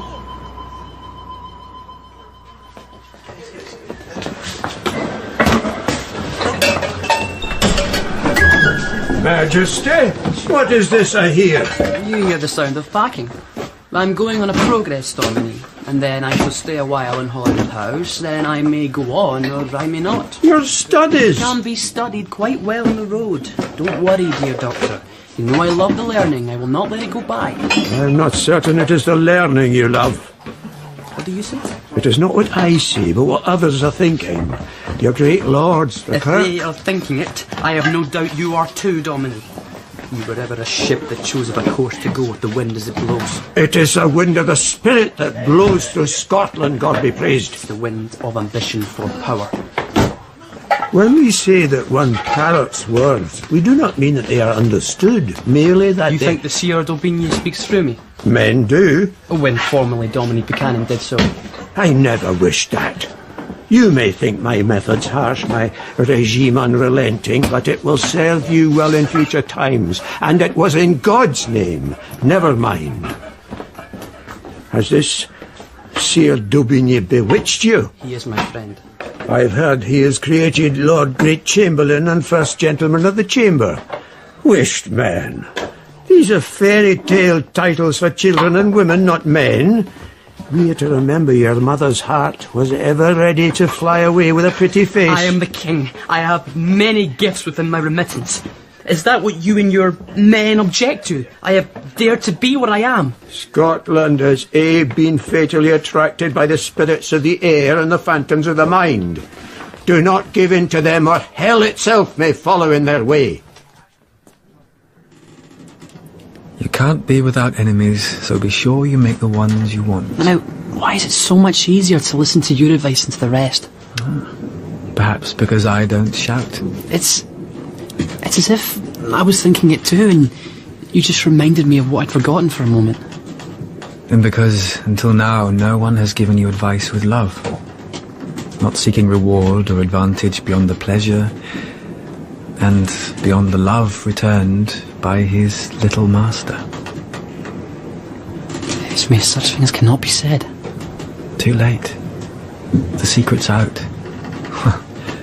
Not such a secret. It cannot be. Have you ever been truly loved, Jamie? I knew the moment I saw you across that receiving room, I said to myself, this boy is the loneliest boy in the world. Esme, no, you cannot. For 15 years, he has been bearing the unbearable burden without help or support. People say he lacks courage. They do not know what he has faced alone in the darkest hours of the night or under the pitiless light of day. I saw the young Lancelot, the perfect, gentle knight, and I loved him then, and I will love him forever. Yes. They don't trust you, Esme. They can go to the devil. Do you? No, I do, but the Earl of Morton is powerful. And powerful men have powerful enemies. Perhaps one tip of the cart may turn it over. Is it possible? Love makes all things possible, my dear.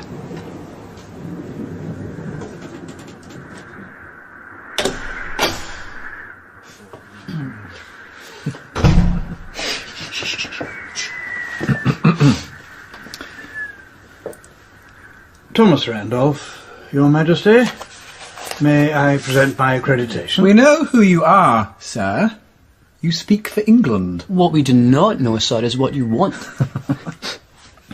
I know your mother. I do not. No. Of course.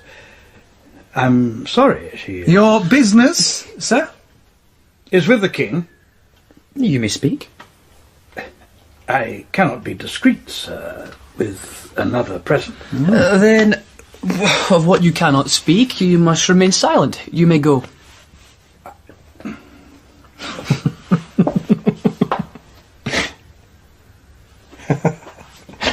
Out of the kindness I bear your mother, sir, I beg you listen. You have imprisoned the Earl of Morton. The Privy Council and his opponents imprisoned the Regent. He has been accused of my father Darnley's murder. Do you ken? I'm a diplomat, sir. I know a stitch up when I see it. Though the charge of killing Darnley is a nice touch, I grant you. Sir, when you play factions, you play with fire. You're young. You're finding your voice, but... But, Mr. Randolph, we have already heard too much of yours. Cousin Elizabeth has one Stuart in her hands. She will not have another. You may leave now. Well, they won't let you get away with it. Your mother once said to me, if you have a jewel you prize above all others, hide it away so deep no one will ever know it is there. Aye. Might you not forget about that jewel yourself, Mr. Randolph? Perhaps for kings and queens, that is the safest of all. Goodbye, Your Majesty.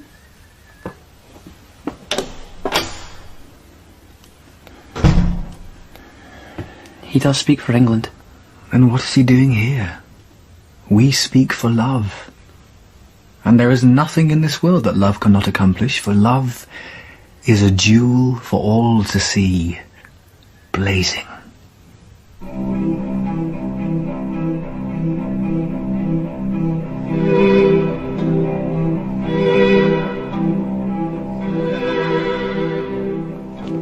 Esme? Esme? Where are you? Esme, are you here? Esme, I have news. Esme, I have... What's here? Your loyal subjects, Majesty. Aye. God save the king. What? My lords, where is Esme? God save the king from creeping French buggers. Dare you, Argyle? You will pay for this. Scotland has been paying for your wee wifey far too long already. It's over. Where is he? That's no concern of yours anymore. I must go to him. He needs me. Get out of my way. No. Get out of my way. No. Get out. Get out. Get... We're fools to allow ourselves to be governed by a boy who cannot yet govern himself. It will not happen again. He left you a letter. Here. You may as well have it, for it's all you'll ever see of him in this life.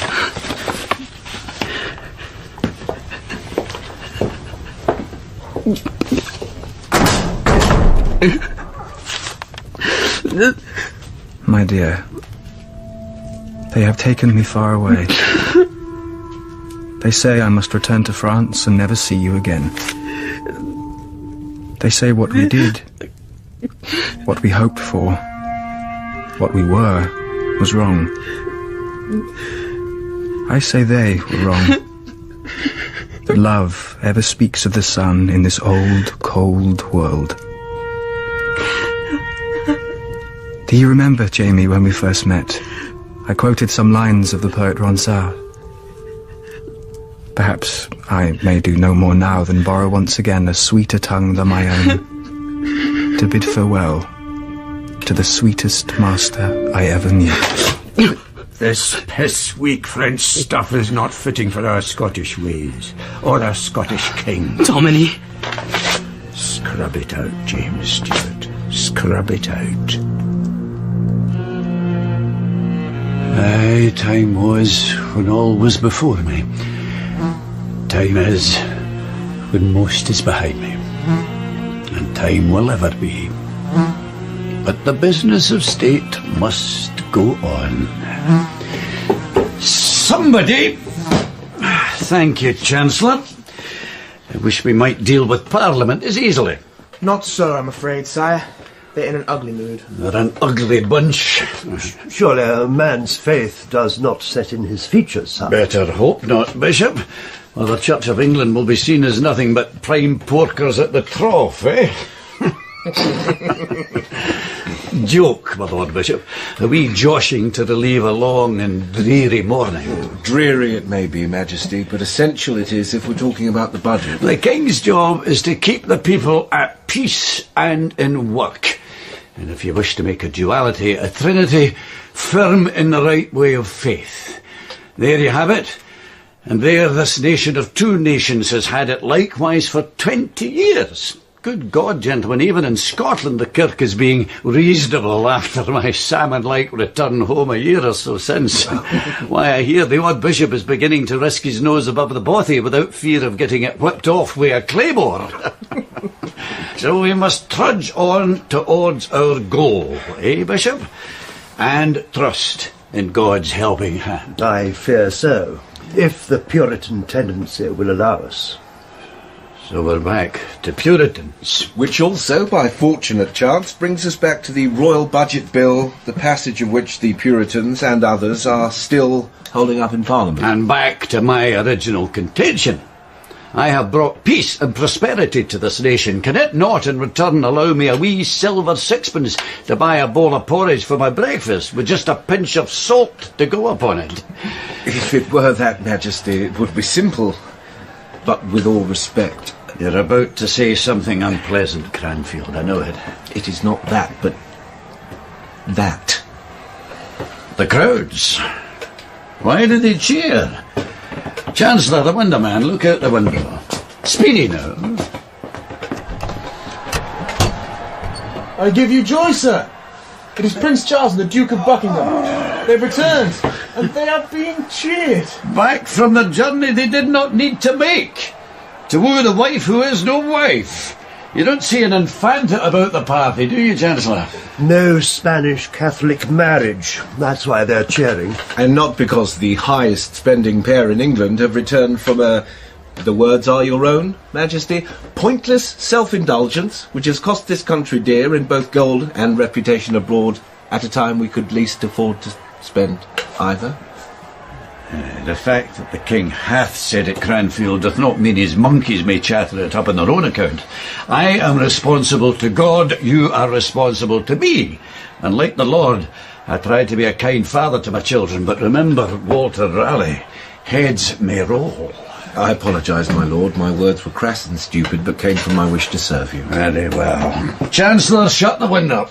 Gentlemen, this council will adjourn to meet again another day. We are at your service. But Parliament, I fear, is not. You will have to see them. You know, gentlemen, one of the greatest little pleasures we may find in this earth of ours is to see again those we have so sorely missed. It was still an extremely unwise trip, sir. I must emphasise this council's hope you will have words of the firmest nature to say to... Aye, the words of our Lord in the parable of the prodigal son. Well, they're certainly prodigal. The Royal Exchequer can testify to that. What does money know of love? It knows who pays. Your Majesty. Cranfield, do not try to top the king, or the king will assuredly top you.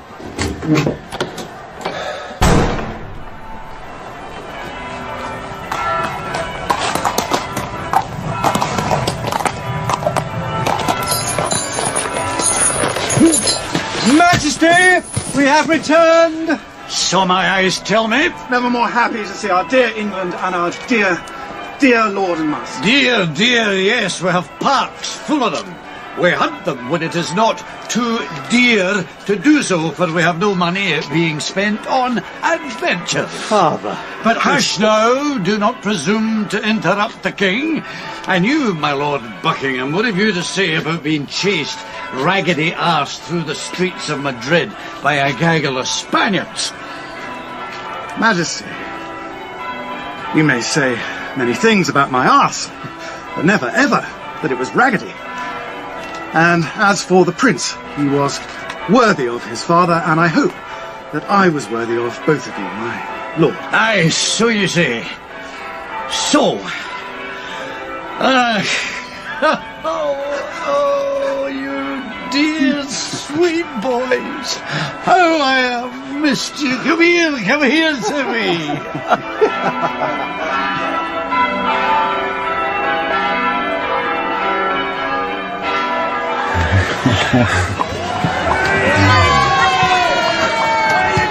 They're cheering you, Father. No, baby. They're cheering you and Steenie. Come home without a wife. I don't think they ever really wanted it to happen. It was all to keep our minds off the Palatine. You say that now, but last year you begged me. Let us go in secret. We'll surprise them all. They'll love it. We'll walk it. That's what you said. We'll walk it. Something like that. Come on, old dad, you felt the same? You wanted a Spanish marriage. It's been your policy ever since there was a Spanish girl to marry. Peace is what I wanted. It's what I've always wanted. I'm all for peace, Dad. As am I. You must know that, Majesty. No, you're young men. You're all for adventure. And war is so very much of an adventure. And if it is a just war in defence of the Protestant Palatinate and Cousin Frederick, so much the better. The world is changing. The future is rushing down on us, and the future is Protestant, not Catholic. We need to stand against them in the new world and here in the old. And with all respect, people don't like your policy of religious tolerance for the Catholics. And we were saying that they don't like the fact that you're virtually retired, that they want a full-time king.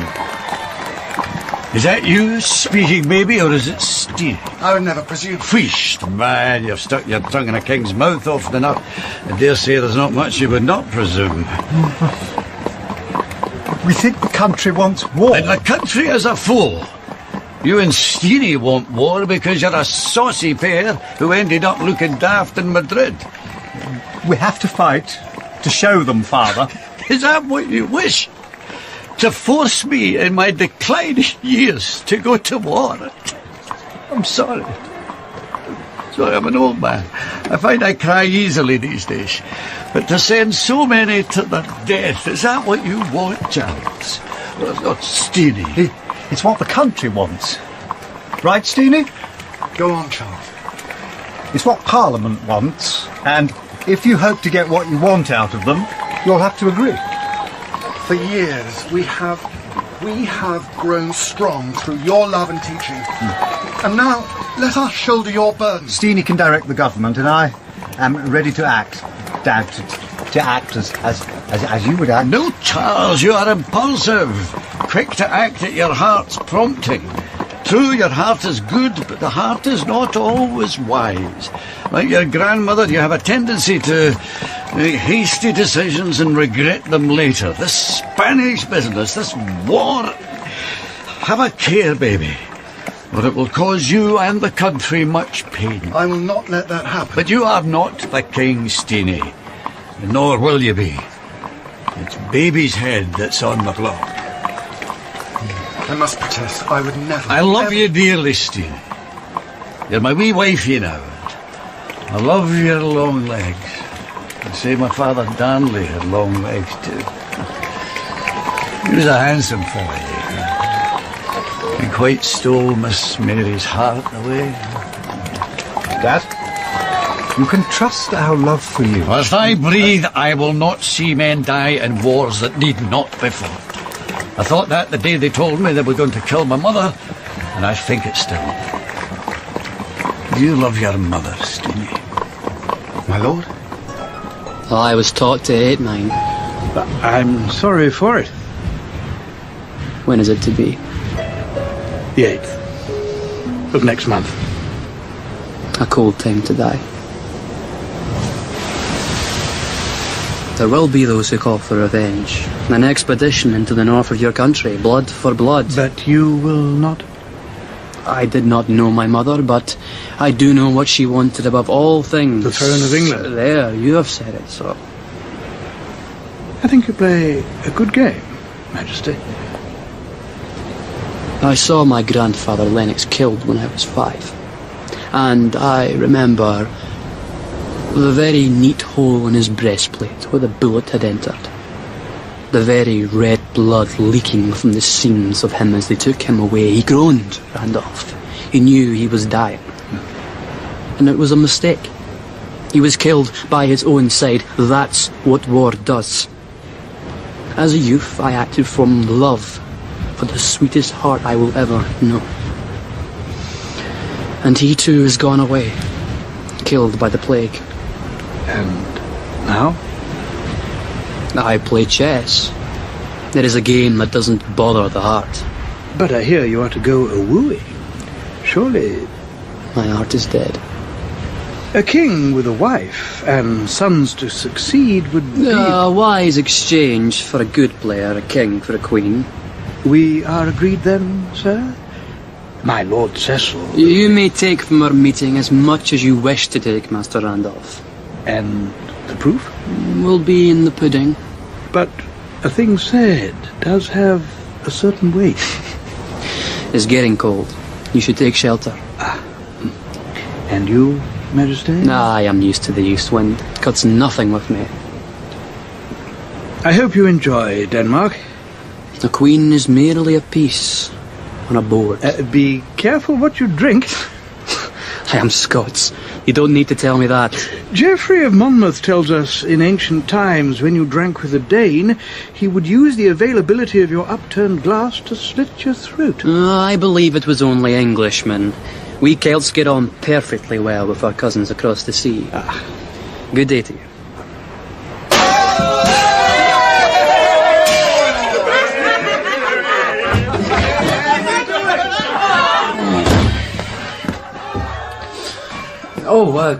I'm sorry, You do not enjoy the celebrations, my lord. They are in your honour. Well, they were very enthusiastic. I thought the masque when the Israelites attacked the Philistines was very well done, and the way everyone joined in the fighting, the good fight, was... it was very... noisy. We are an enthusiastic people, my lord. You don't drink? I am a 14-year-old princess, sir. Of course I do not drink. Much. Apart from wine, of course. And beer, which is not really... Not compared to what they're sinking out there. Oh, frankly, your relatives make most Scotsmen look like water drinkers. But they will be your relatives shortly. I am very excited. I hope you're excited too, sire. Oh, look, I tell you what, you can call me Jamie. And you can call me Anne. I am very healthy. I will bear healthy children, if God is willing, and the witches do not fly over our marriage bed. My women tell me you are a lusty lover of many maids and will pleasure me as a husband should. They tell you that? Is that what the lassies talk about? Good God. Soon it will be spring and we will go to your country where we shall be husband and wife. Oh, how happy we shall be. I hope we shall, Anne, whatever that means. And now, if I may, in the Scottish manner, I will kiss you.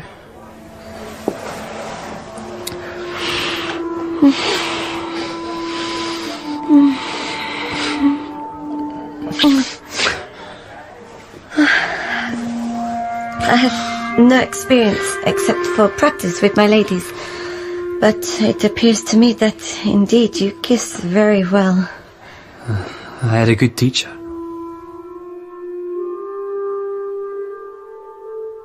Bothwell! Master Buchanan, you were my teacher for many years, but I don't understand what you're saying. The Earl of Bothwell. Blighted family.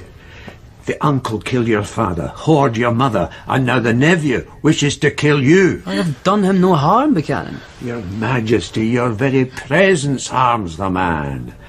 He wants what is yours, and he means to have it. He cannot. I have woven a skein of obligation and reward around this state. He has not the men or the money. But he does have the witches. It cannot be.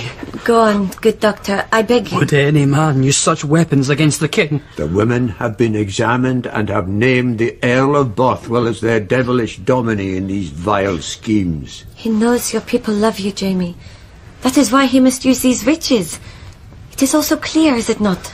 I have built a castle of guile and statecraft. I have learned men's ways and their weaknesses. I know how to turn a word or an angry glance. I have hewed peace out of this Scotland, and yet these women, they laugh at this. Walls mean nothing to them. Phantoms of the head. But our hearts are vulnerable. And the devil was there. In the likeness of a goat, aye. And we danced around him and worshipped him. You saw him, woman, in his very self. Answer me. Oh, Lord, help me. Help me now. The Earl Bothwell. I do not know. It will be better for you, Agnes Sampson, if you tell it straight. The Earl Bothwell. Aye, he was our leader in all the evils. We took a likeness of your Majesty made from wax, and we were to throw it on the fire that it would melt, and the king's life melt away with it. What else? I will know everything. The Earl promised us silver and the favour of our Dark Lord if we told what passed between the king and queen on their wedding night. The very words. The very words. The very words, Majesty. So she says. God save us, Anne. They were the very words. The very words that we spoke that night. The night our baby was conceived. Is there no end to the evil? Aye, there is. A very good end, your Majesties. You have but to give the word, sire. How many will die? As many as necessary. And yet there is mercy in this world. It will finish Bothwell and the Catholics. Must it be? Witchcraft overturns the world as we know it, Jeany. Anne? They are witches. What else is to be done with them?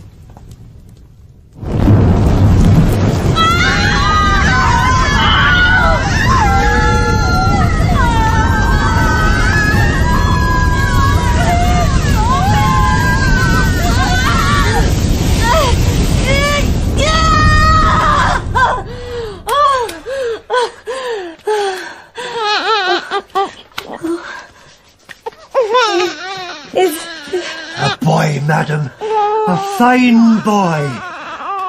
Oh, the king. Where is the king? Call his Majesty. Call his Majesty.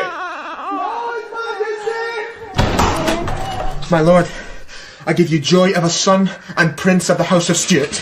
By God, Jeany, I never thought you'd get it up for a lassie. Oh, I have a son. Domini, I have a son. Oh, he's iron clay. Hold him up. Go on, you can hold him, Jeany. Oh, you'll be a king of two nations. What do you say? The old queen is dead. My mother's dream will come true, and the Stuarts will sit on the throne of England. He who has it, and now it is mine. And I will be the peacemaker, and my son will walk in golden light, and all his days will be fine.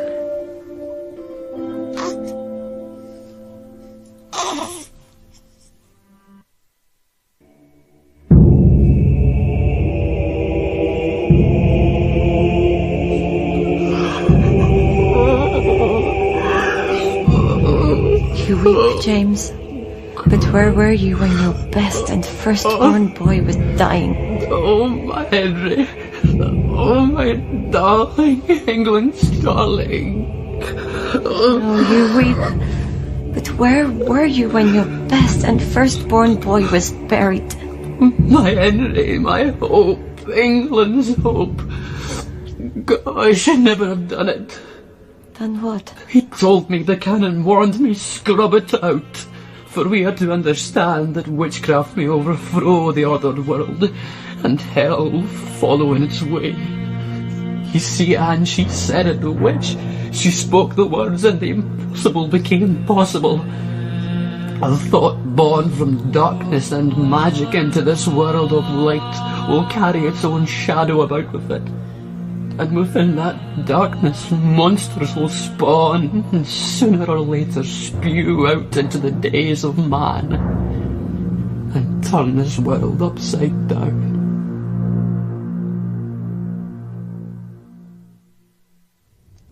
It will be the people's war. No, the people just die in it. The glory goes to others, to you, Steenie, to you, Charles. If the people are Parliament, Dad, which is what they are always saying, then the people want war. Then you can give it to them, Charles. When you sit where I sit. But I warn you, my boy, and Steenie, you too, and I do this out of love for you both, do not start playing games with Parliament. You have never given them an inch, Father. Aye, on one principle, that I rule by God's direct command. As for the rest, I'm here, I'm there. One day I talk to Parliament, the next it is prorogued. To some I yield, to others I am adamant. And I have suffered for it. In 10 years they have not granted me one single subsidy. It's a long time to live like a shellfish upon my own juice. But peace is worth it. Sorry, Father, I don't agree. Steenie? I think the Prince of Wales is right, sir. We should go to Parliament. Give them what they require for now. It can always be withdrawn later. And raise a budget for war. On the back of that, Father, they will grant you all the subsidy you need. The nation will come together in praise and support of their beloved King James, and it will be a new and glorious age. Your age. Our age. The three of us together always. Aye, love's a bonny ribbon tied in a bonny bow, but one tug and it comes undone. It was always said, and who knows, it may be true, that my mother, your grandam, countenanced the murder of her husband Darnley. No great king for sure, but a king nonetheless. Well, she opened Pandora's box that day, and suffered for it grievously when she lost her own head to English expediency. In this new world of yours, Charles, kings and queens may die, and the people, the Parliament you are so keen to dance with, know this as well as I do. You come from a bloody nest, boy. Take care how you go. You wouldn't have spoken like that to Henry. You would have trusted him. You always trusted him. Charles. I was always second. I was baby Charles, the other one, the one that was left at home. It's not fair. Then show yourself your brother's equal by showing me your common sense. And now, I wish to go hunting. I need to restock the larder. We're getting low on game. How can you leave us so, Dad? Oh, Steenie, I'm not leaving you. I love you. I'd be lost without you. Would you? Would you really? I would be the loneliest man in the world. You never came when Mother was dying. You never once came to your wife's deathbed. How can you pretend to love anyone? I never said I was the best man in the world, baby Charles, or that love doesn't come to cowards too. You be careful out there, my dear. It's icy and there's an iron frost. The ground is hard. I'm always careful, you know that.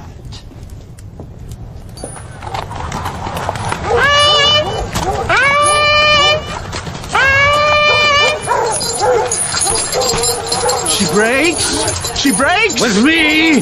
Now! Aye!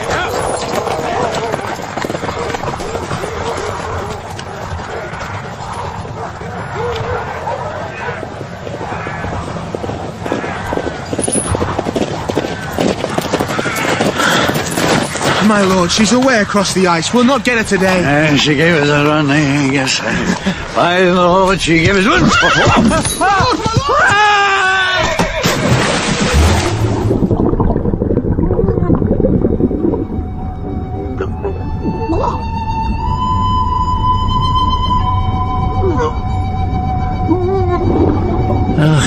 never thought it would be this easy. I'm no scared, one wee bit.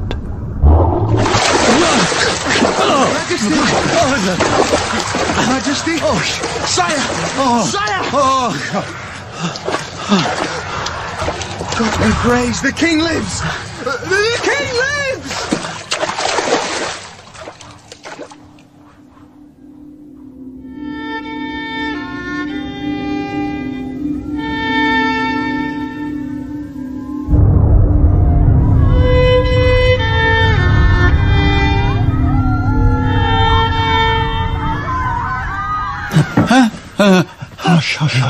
Hush, my dear. You're safe here. Jeany! Oh, Lord, it was a dream. The dream again. The gunpowder treason. They blew me up. I was dead. Only a dream. Hush, hush. Rest. You must rest. There was ice and water. Hunting, I remember. A white hart to get away across the ice. I was glad, Jeany. How long? Almost 2 weeks. You've been in a fever, my love. We were so worried. Baby Charles? Cranfield, how does it sit with you? Perfectly well, sir. It is, as we might say in business, the best deal the king is likely to get. And if I may say, sir, you are the only one who could get it from Parliament. The king could not. Would not, Bishop. But these are the days we live in, and we must all of us read the signs of the times. I agree, sir. We have been timid and indecisive for too long. It is well past the time when Britain should show Europe we are not to be ignored, that our voice will be heard, and what's more, will be backed up by the power of our fist. However, I must remind this council that the war budget and the subsidies for the royal household are contingent one upon the other. A royal assent. Without it. I can get it. I told you. You listen to me. I'm not like my father. I can be firm with them. I have Parliament's mandate. I can work with these people where my father could not. We all want the same thing. If you are with me, gentlemen, well, naturally. Then this time we'll get it. I think we just had a very calm the facts of their Who is it? Who comes? It is Charles. At last, my dear boy, how I have missed you. Oh, come. You are writing, Dad? A poem. I always, well, yes, as you know, I like to turn my hand to verse. It allows the thought to flow with... Concision? That was never a vice of mine, rather. But Charles, where have you been? I sent for you. Charles. Jeany, tell him. So while Jeany stayed by my side, baby Charles played? It isn't like that. We've tried and tried to make you see it, Dad. This is no game. And now we've done it. And Charles has done it. Parliament has set a budget, both for you and for the war. No, I told you, Jeany, there will be... The Spanish have lied to you. Or you've lied to yourself. They want what they've always wanted. The triumph of Catholicism and the crushing of our allies. The reputation of this nation depends upon us going to the aid of our fellow religionists in the Low Countries. Your council, your parliament, your people, and your son and heir demand no less than action. I will go to them. I will reason. They will see... Indecision, wavering, Dad. That's all there's ever been. And you can't see that this is exactly what has kept the peace all these years. Never allow discontent to direct his ire upon a single object, for if you do, you're lost. A man might cut down a tree, but never a forest. Enough of all this stuff, Dad. You're still weak, my dear. Rest a while. And Solomon slept. Sign the assent, Dad. It must be done now so the expedition can sail with the spring tides. And if I do not? You will be the loneliest man in the world. For no one thinks as you do in this matter. Charles? Baby? There's no baby now. You should have trusted us, Dad. Very well.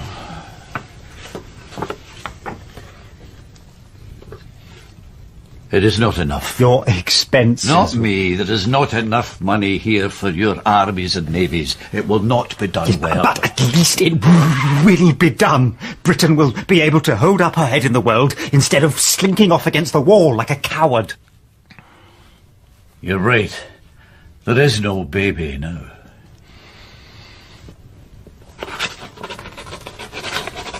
It's the proper thing to do, my love. You have shown great wisdom. My wisdom? Aye, then I must be the wisest fool in Christendom. Go. Leave me now. Your Majesty.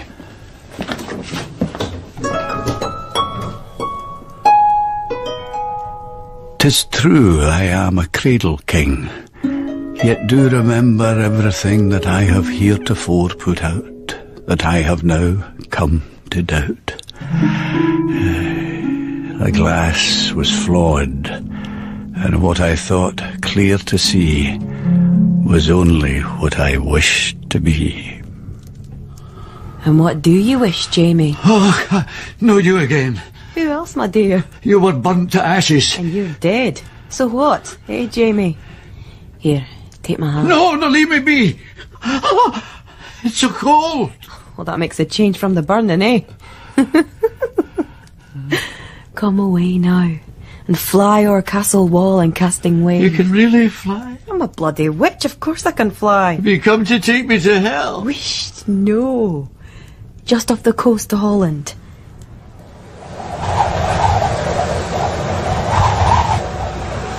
There now. What do you see? Do you see the fishes, Jamie? Hundreds. Nay, more. And more, thousands. Pearly white bellies swollen. Oh, God! Bodies, so many. There's your war.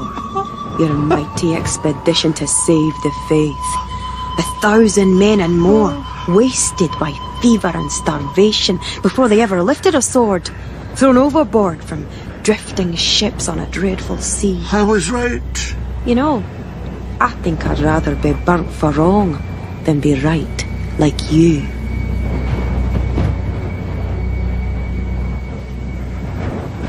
Where are you? Come back, please. I'd rather have such a friend as you than be alone.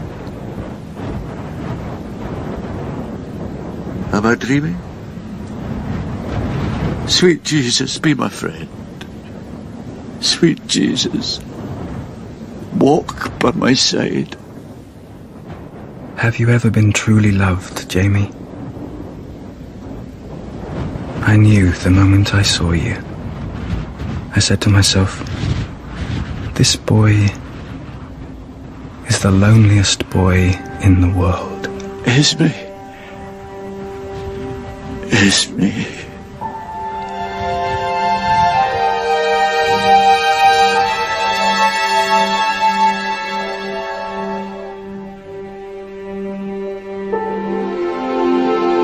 In To Make the Plough Go Before the Horse, by Mike Walker, James was played by Bill Paterson and Stuart Campbell.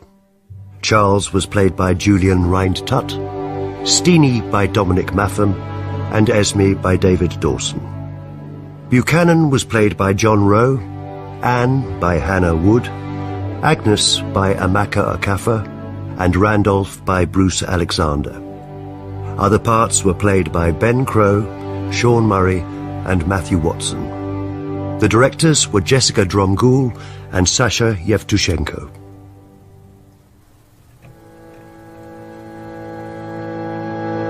The Stuarts. A World of Fools and Knaves, by Mike Walker. The story of Charles I.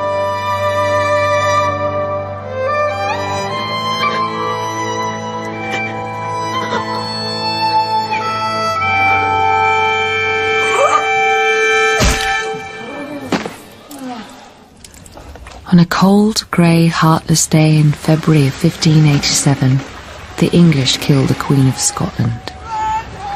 An axe was used to cut her head from her body, but the English learned two very great lessons that cheerless morning.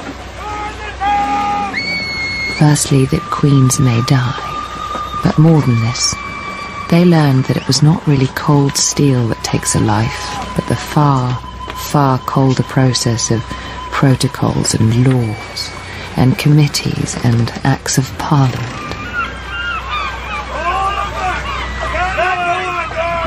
I was a queen when I was 17, Queen of England, and all was before me.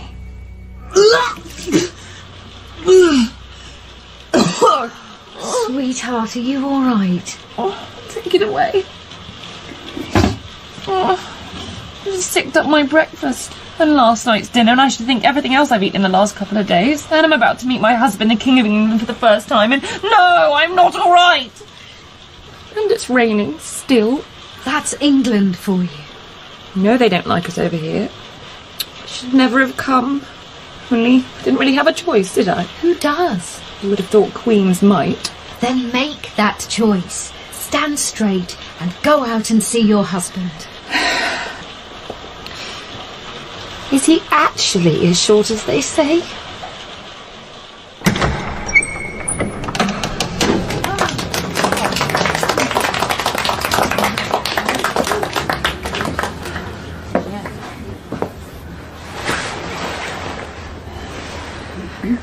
Your Majesty?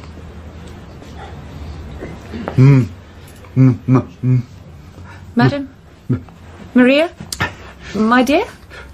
May I welcome you as my dearest heart and give you this kiss in token of my love. And it's really, really annoying when people finish my words for me. You're not wearing high heels, are you?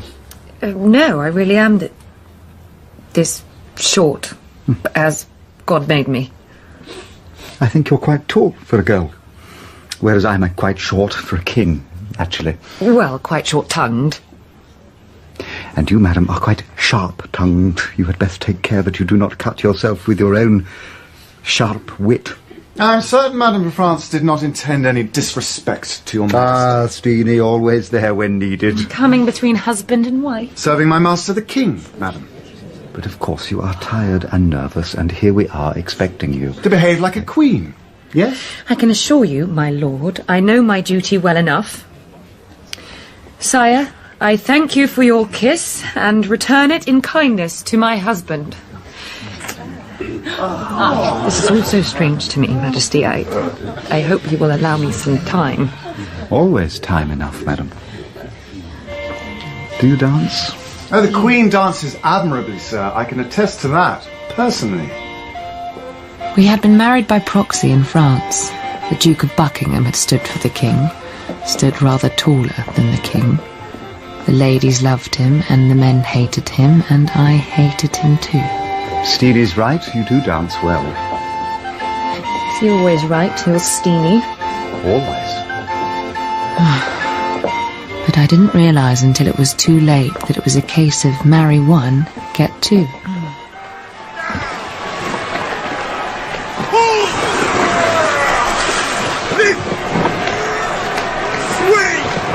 Why are they shouting, sir? For you, madam, you are popular with the people. They are welcoming you to their hearts. That is a very... Oh! What's that? Royal salute. How many? Steenie, how many cannons are firing? The salute.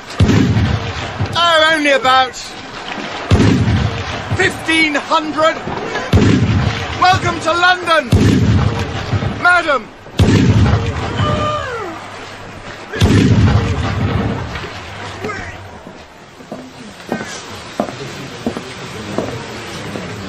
Your Majesty, I give you joy of the day of your official coronation. I thank you for your good wishes. If we cannot stand together as I believe we ought to in the cathedral, shall we at least walk to the door together?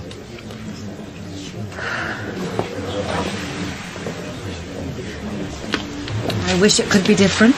I would far rather you were beside me than watching from a distance. Sir, no, I cannot enter the chiefest place of your religion in the land. I will never give up my faith. It is truly held. That's the thing with faith, I suppose. I have helped as far as I can. I wrote to France to ask for mercy for the Protestants at La Rochelle. It's far, but not far enough. Some say the fault lies with the Duke of Buckingham. Were he a better general, they say, then a better end had been achieved for your friends over there. I do not like your tone, madam. I do not like your chief minister, sir. They tell me, my people, that your parliament does not like him either. Parliament will do as they are told, madam, as should an obedient wife. But whilst a man needs a wife, I do not see, sir, why a king needs a parliament. No time for this. Later, madam. Will there be an answer or an evasion? King may need a wife. I'll be damned if I know why a wife needs an education. Majesty, the king has asked me to escort you to the place that has been set aside so you may view the procession when it leaves the abbey. It is wet, sir. Where is the coach? There is no coach. It seems that the feet that will not cross the abbey's threshold will have to cross the street. Shall we go? After all, it's not as if you're pregnant, is it? Indeed, it seems to me this is exactly the weather for a flounder. Perhaps you don't know it. A dull white fish of no particular flavour. Not to a king's taste, perhaps. I can assure you, sir, the king may not be a husband to me in the daylight, but at night he is perfectly adequate to the task. Adequate? Be more likely to get a child up my arse than between your thighs. Ah, yes, but then you'd have to wait in line. I hear the queue is considerable, and I can walk by myself, thank you. Trouble was, whilst I had the king's cod but no baby, Steeny had his heart and head and I was alone. And for the final insult, my jailer was to be his mistress. Majesty, is there something wrong? How could there be, madam, since I have no right not to be insulted? Who has insulted you? You're the Queen. Surely. Not even the Duke of Buckingham would dare send his mistress to be my lady-in-waiting. But I would appear to be wrong in that, as I am wrong in so many other things. Well, perhaps, Majesty, if you were to allow yourself... What can the Queen allow? A little fun. Fun? Pleasure. Pleasure. If you were to smile a little more, you might gain your way sooner than by frowning. A little rouge to the cheeks, some lipstick, something to make the eyes sparkle. Oh, I'm not a whore, madam. Oh, trust me, Majesty, this is a man's world, and in that world, all women are daughters, mothers, nuns, or whores. The only choice is, do we sell ourselves for a decent price or not? I've never heard anyone talk that way before. My confessor is not a woman. And a little bit of rouge and some play acting will not put a lock on heaven's gate. Gosh. They say you like the theatre. Yes. But in France you used to put on... masks, plays, yes. But you are still... The mistress of your enemy? Then make me your friend, madam, if you can do it. And you will always have at least an eye on his doings, however secret they may be. You'd betray him? Being a mistress is like any other transaction. Buckingham looks better when I'm by his side. He likes that. I like that.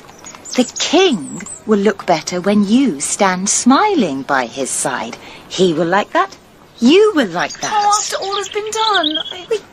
You simply have to swallow it, madam. And the Duke goes to France. He is to lead an expedition to save the Protestants of La Rochelle again. He will not be here. The way is clear for you. But why are you doing this? Because Buckingham will drop me when it suits him, and I think your affection is worth more than his so-called constancy. Do you know the shepherdess? It's a pastoral mask, but... should I stand on a stage for all to see?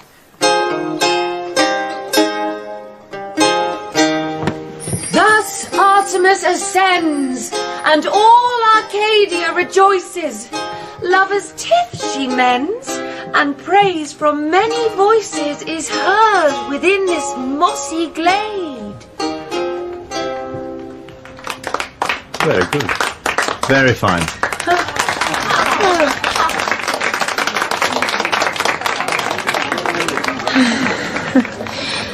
I did not know if you would approve. Not at all. There is a place for entertainments. I approve very much. I am glad it has pleased you. We had been looking for an improvement in the Queen's behaviour. Then I wish your Majesty you would inform me if I have done anything to displease you. You have been putting it about, madam, that I caused you to walk in the rain to the detriment of your health. I mentioned that only on your coronation, following your progress from the Abbey, that in order to observe your procession I had to cross the street in the rain. But as I recall, the day was fine. A fine day? There was no rain on that day. I distinctly remember seeing the sun. The sun? The sun. It was shining. I believe that is the case when it is out. As it was on that day? Indeed. I recall I was uncomfortably hot that day. Splendid day. Thank you now. Now, if you will excuse me, madam, I have business to attend. Sir? Well, he was smiling. You were smiling. I believe it was a smile. He is so formal, Lucy. Every gesture, every word, every minute of his day, for all I know, is settled and decided and planned and executed and noted. But tonight he smiled. And he enjoyed the play. I was watching his face. When you ran on the stage in your little shepherdess costume, it was as if he was seeing you for the first time. Well, I think I was truly happy for the first time since I came to this country. Then hooray for the play. The House recognises Mr. Pym!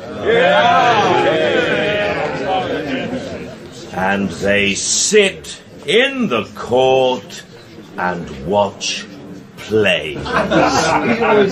Grown men and women plastered in paint and powder, prancing in immodest costumes, spouting nonsense verses.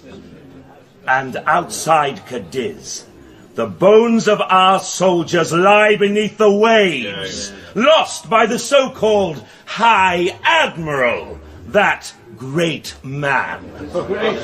And they sit in the court and watch plays. And within La Rochelle, thousands of Protestants starve, failed by the so-called English General-in-Chief, that great man.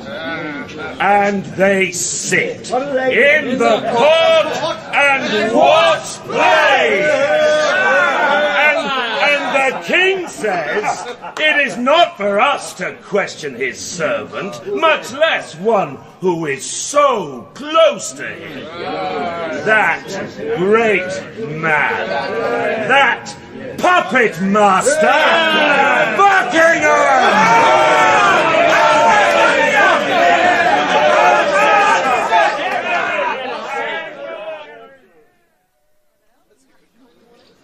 Was there a change after the rain? It was not rain and the shepherdess? I could not tell, and it was thought best, since the Parliament was all in a mutton stew, as the English say, over my play, that I should take the waters of Wellingborough. It was said they were good for barren wives. You will never do it. At home? No one would bet against me. I should think not, Majesty. You are indeed a deadly shot. Now, let's see. Oh! And you were very gallant, Lord Carlisle. I'm sure you missed on purpose. Lucy? My husband may miss a purpose. I never do. There's no point in the game otherwise, is there? Touché! I get to knock your ball out of play, I believe, Majesty. Hope you don't mind too much. Not at all. I prefer that you are honest and open. And the Queen is never out of play. See? Well, I have a prize for you, if you care for it. Yes? There is a lady hereabouts who is noted for her clear sight. She foretold the accident that felled her husband. There have been many other cases proven. A witch, then? If you dare. Please sit, if you will, Your Majesty. The clock is time. Our master or servant. How did you do that? In time, masters will be servants and servants masters. If you have questions, ask them now, quickly, before time starts again. When will I be with child? There will come a change in things, and then you will be with child. Will it be a boy? A future king? Perhaps. Will he live? Until he dies. Well, don't you know? You're supposed to know. I see what I see. The Duke of Buckingham, will he prosper? I see a threepenny knife. I don't understand. A threepenny knife. Will I be happy? For a while you will be happy. But for how long? For 13 years. 13 years? And then... What then? What can I do? What will happen? Will happen. Can we change nothing? Madam, if I drop a crown, it will fall to the ground. But if I drop a seed, who knows what may grow?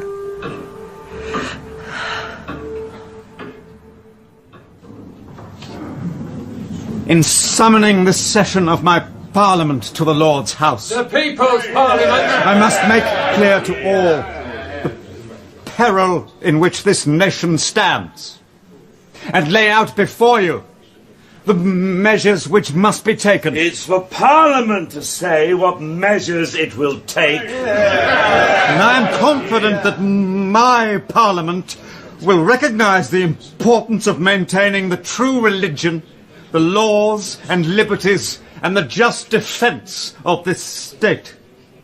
And if you cannot see this, gentlemen, with your own hearts and minds, then even the tongues of angels will not persuade you. What I hear is the defence of that great man, and yet another ruinous foreign adventure. Mr. Pym has the floor. Your Majesty, we are all loyal Englishmen here. But our very loyalty commands us to question the raising of money for the Duke of Buckingham's expedition. Loans raised in a manner that goes against the laws and liberties of this nation. Our true friends are suffering in France, sir. And your true subjects are suffering in England, Majesty. Mr. Cook! The Duke of Bucks is all the cause of our suffering. Illegal taxation not voted by this House is levied, arbitrary arrest is exercised, families are forced to billet soldiers at their own expense. There will be no subvention for war, I say, until the peace is settled to our satisfaction. I do not recognise your words, sir, for they are disloyal. This House does not recognise you, sir! You sit by my command. I rule by God. Then for God's sake, get rid of the Duke!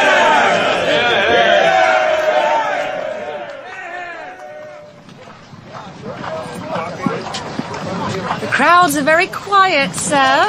They have no reason. This army will save the Protestants of France. Some say it will save the Duke, if he succeeds this time. I will hear nothing against him. I say nothing against him. But I hear much against him.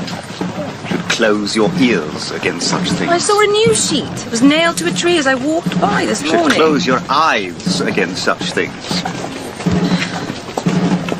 What did it say? That the king rules the country, but Buckingham rules the king. You are too close to Lucy Carlyle. That woman is not a good woman. She does not put proper things in your mind. She's my friend. Besides, she's the Duke's mistress. You should approve his taste in whores as much as you approve... We cannot meet without arguing, then perhaps we should not meet at all. It can be arranged, Maria. There are still...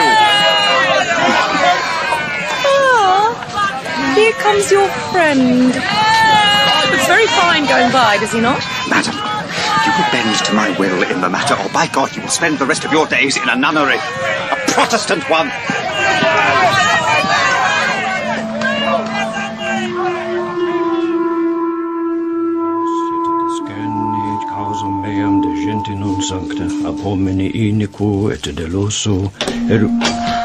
What is it?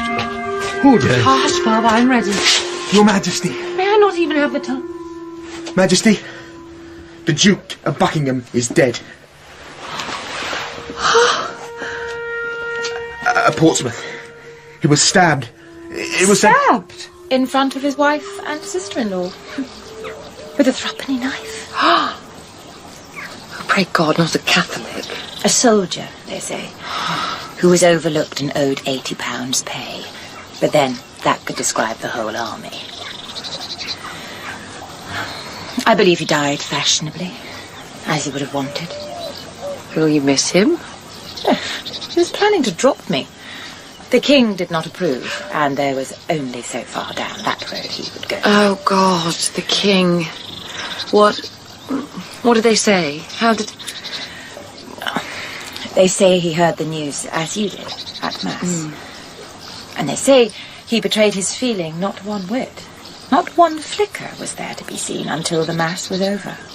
The reception done with, and the king was in his chamber, fast and alone. And then, they say...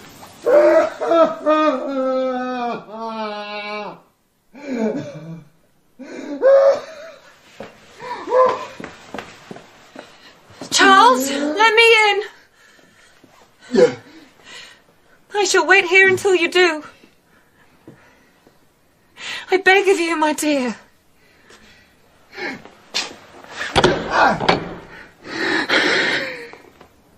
What do you want? I want to weep with my husband.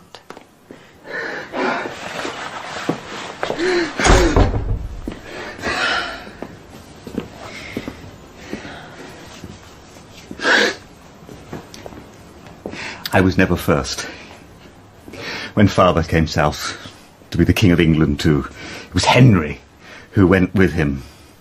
Henry they cheered as they rode south, always Henry the Prince of Wales, the warrior, the hunter, the golden... And I was the baby, with twisted legs and a weak chest and a tongue that couldn't speak straight, and I was the one who was going to die. That was the bargain. I didn't know this man. I believe that. Henry would be king. I'd gone to him because... And Henry it was who died. And baby Charles was all that was left of the country. Because Buckingham was stabbed with a threepenny knife, and the soothsayer had told me I would be happy for 13 years, and somehow I knew this was the moment I must jump for my life. My father feared death, and those it touched. Or my life would be lost. After Henry he was distant, as if touching his son would pass on some contagion. He was as alone as I had been on that cold winter day when I first stepped on England's shore. But for him there was no golden childhood, no lost time in the sun, only the north and closed doors and the crying of a child left too long alone. Steenie reached out to me. He was my father's man, but he saw my need and held out his hand and he said simply, "Friends."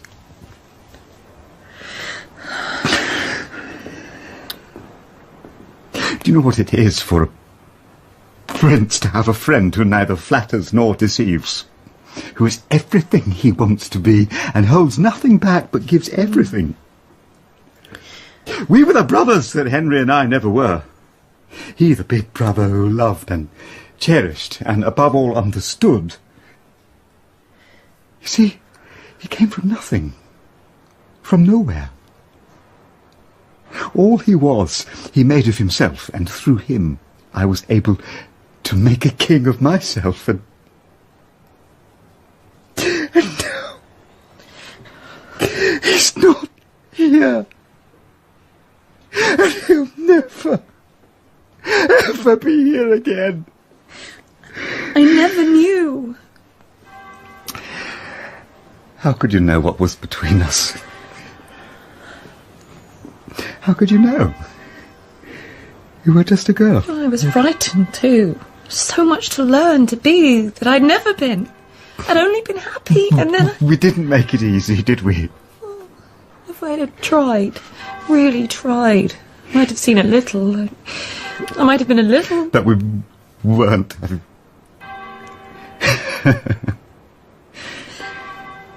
Now we are both alone. I so wanted there to be... If only we had... I made together.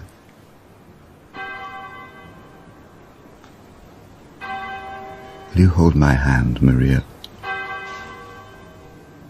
I could not be there for the burying, but they told me the king was as if made of stone, like the ancient kings set around him on their monuments. I understood then the effort it must have cost him to sit like a king, as it had cost the child to stand and walk like a man on twisted legs, to take that weak frame and force it to the saddle day after day, to take that tongue and make it speak. And I understood how much there was to this man, to love and admire in him. And I knew that life was about to begin again, our life and new life.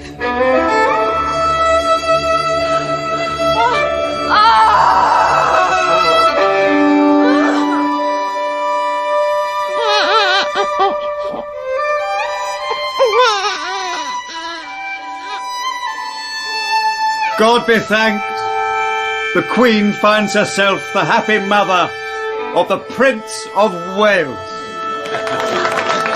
And I am the happy husband and father of a strong and vigorous child.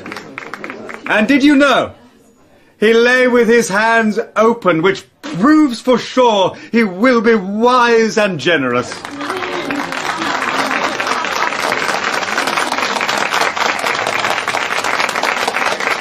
The first king to be born on English soil for almost a century. Strafford, you speak my mind exactly. A good omen, sir. Shall the bells be rung? Every steeple in every town and village in the land, and let every man and woman, aye, child and babe, to celebrate. It's what we need to bind this nation into one, sir.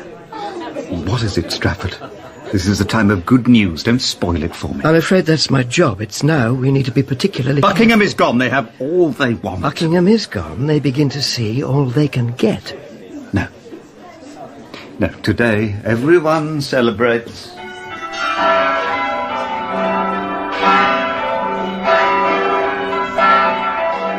"13 years of happiness.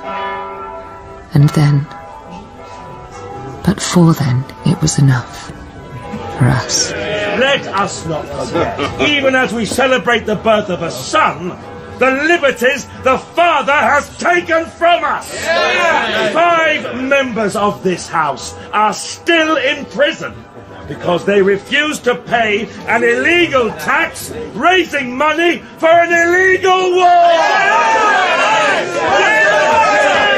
Gentlemen, let us remember the king is still the king, and as such owes the duty and obedience of this house. Aye, whilst the king is still the king. Will not hear this. The member is out of order. Sitting is over. I am calling a halt. Please sit down. Sit down. Will sit down. The sitting down is over. They held him down.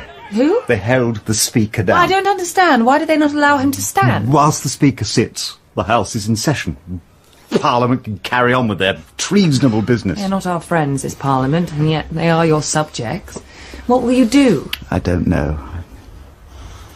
We must do something about Scotland. Can you not leave them be up there in the cold? We're one nation, Maria. Whilst I don't say everyone has to accept bishops and read from the same prayer book, in this country thousands don't, I do say those that want them have a right to them. Live and let live. And the Scots say... No bishops and no prayer book for anyone. Strafford says a show of force would make them listen to reason. But to do that we need money to pay our troops, and Parliament will not pass legislation to raise that money.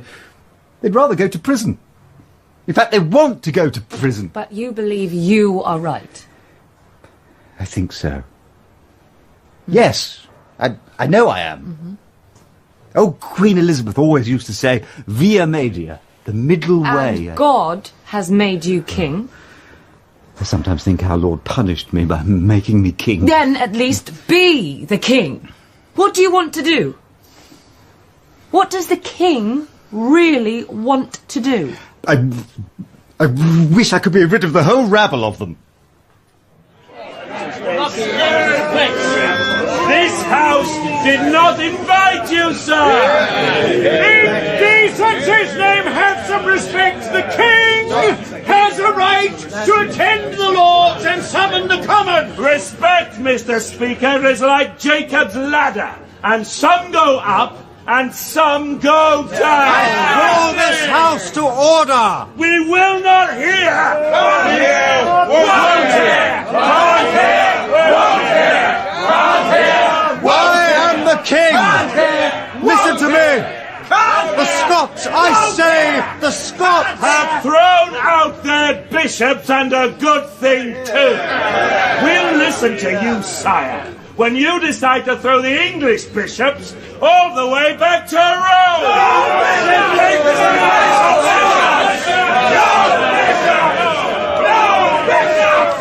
If you won't hear me, then maybe you'll hear this. These gentlemen are soldiers paid out of the king's purse, since you would not. This Parliament is dissolved. This Parliament refuses to be so dissolved. Captain, empty the chamber and nail the doors shut. Yes, sir. The guard will advance.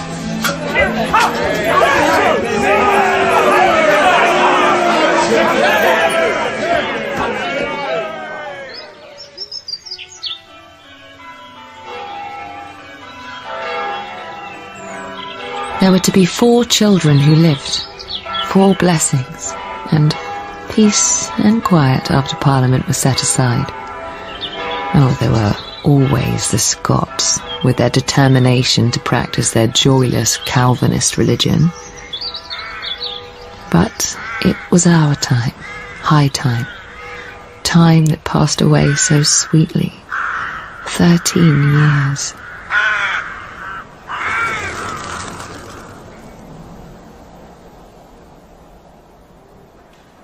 Scotland, gentlemen. Always Scotland, sir. They can't abide a bishop, never could, they say. Never will. Are you saying, Bishop, the King's writ no longer runs in the north? I think Strafford has some intelligence. Well? There is a Scottish army gathering outside Berwick-upon-Tweed. 50,000 strong, my reports estimate. There must be every man in that benighted hellhole. Do they intend to invade? Actually to fight their king? For their God, they will. Well, surely more to the point is what we intend to do. Strafford? Twice in the last 10 years, we have attempted to raise an army to face the Scots. On both occasions, it has not proved practicable. You're saying I was a bad commander? No, I'm sure he did not mean... The quality of the troops and, more to the point, the paucity of supplies were the problem, not the king. We couldn't afford it, yes? Yes. And this time? In my opinion, we cannot afford not to. Could you explain yourself, Strafford? For 11 years, His Majesty has imposed direct rule of the country through this council. Aye, and there's been peace. Which leaves men time to think about what they want next. Go on, Strafford. England is a pot on the point of boiling. In pursuit of their own political religious aims, the Puritan tendency has managed to harness a general sense of discontent. Everything that goes wrong. Harvests, trade figures, Foreign policy, sour milk, dead lambs is seen to be the fault of the government, and the government is the king. So far the lid has been kept firmly on the pot, but gentlemen in Scotland, they have thrown the lid away, and the pot boils over.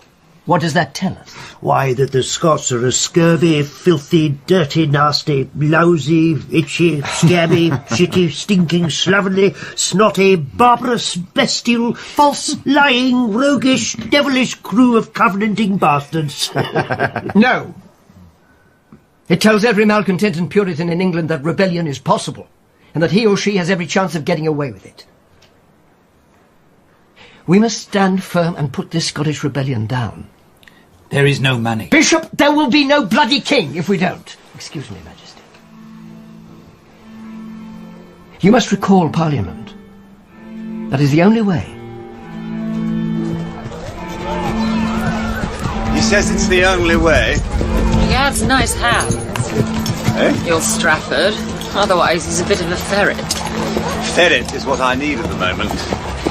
If you call Parliament, will they give you the money? That's the question. Will those dogs bring back the fox, or will they tear it apart? That's the question. It becomes all the more important when I'm the fox. They wouldn't dare. You must be firm. I must give way and call them, and be firm and not listen to them when they start to complain. It's a national emergency. We're being invaded. By ourselves?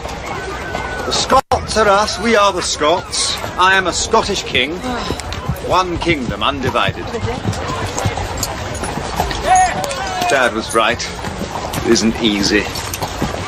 Well then, send in the ferret. Up, up.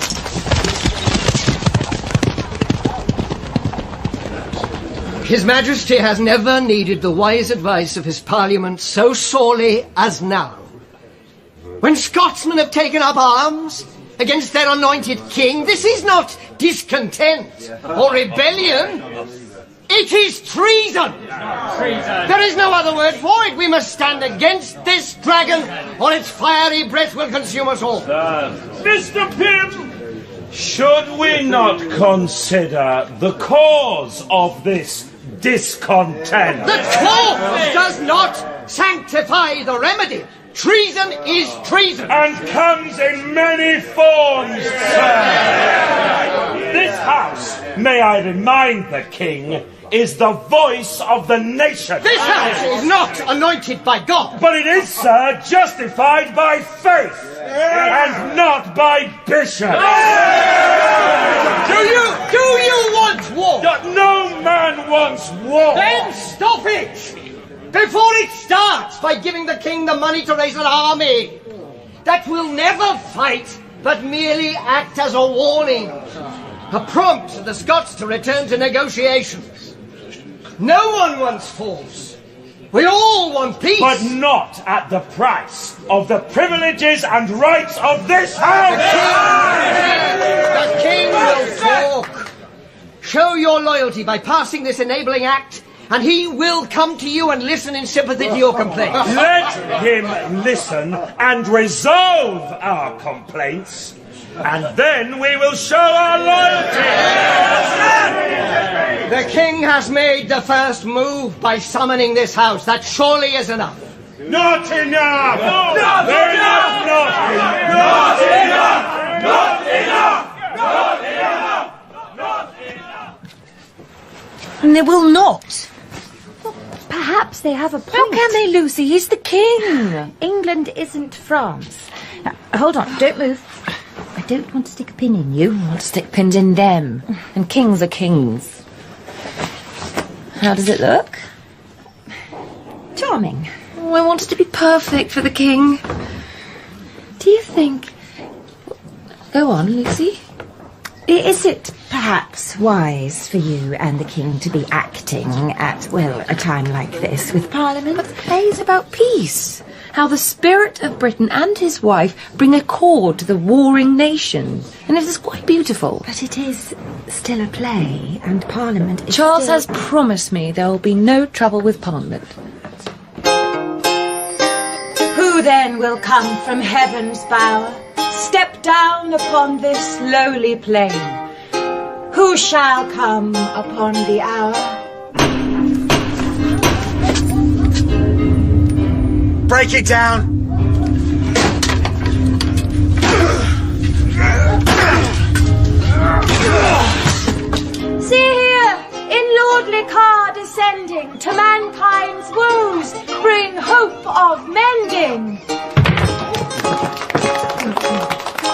What's this I spy? My lord, 'tis war, unending strife, mortal's curse. For when men strive their best to do, oft times it seems they do their worst. Sergeant, and why are you here? Look, this is my home. Search the place. Any papers, books, weapons, anything, take them. I am a member of Parliament. I am to protect... Parliament's out, Mr. Pym. Forever. You're under arrest. Let Albion be by harmony ruled, and those discord hath set apart, to wisdom hearken, and make all haste, with urgent step and hurried pace, so each replenish hope and heart.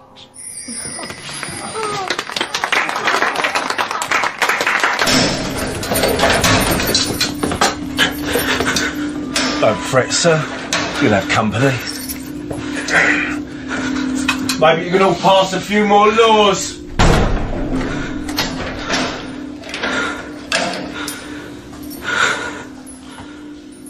Now, Majesty, you need to hang them. All of them. A few will do, the rest will learn from. Strafford, I don't want to hang men. I truly desire peace for this country. Here between ourselves, I'll say it. I'd be happy for any man to follow his own conscience. My wife is a papist. I love her none the less for it. Mr. Pym is a Puritan. I dislike him no more for it. Can we not live and let live? That is not the question, sir. We can. They will not. You see, they know they are right. God has told them so. They expect to ascend to heaven, sir, as soon as they have fulfilled God's will here on earth. They don't give a twig for this world, only for the next. And anyone who does not obey God must therefore be of the devil's party. Well, then tell me, what is the question? Do you have the courage to go against your every instinct and act firmly? Hang these men because it is the most practical and efficient course of action for the state to take. I am certain, sir. The Church will find it in herself to forgive the acts of a monarch forced upon him by unreasonable men. I will not act against my conscience. I could not live with myself if I did. In the long run, that may not be a problem.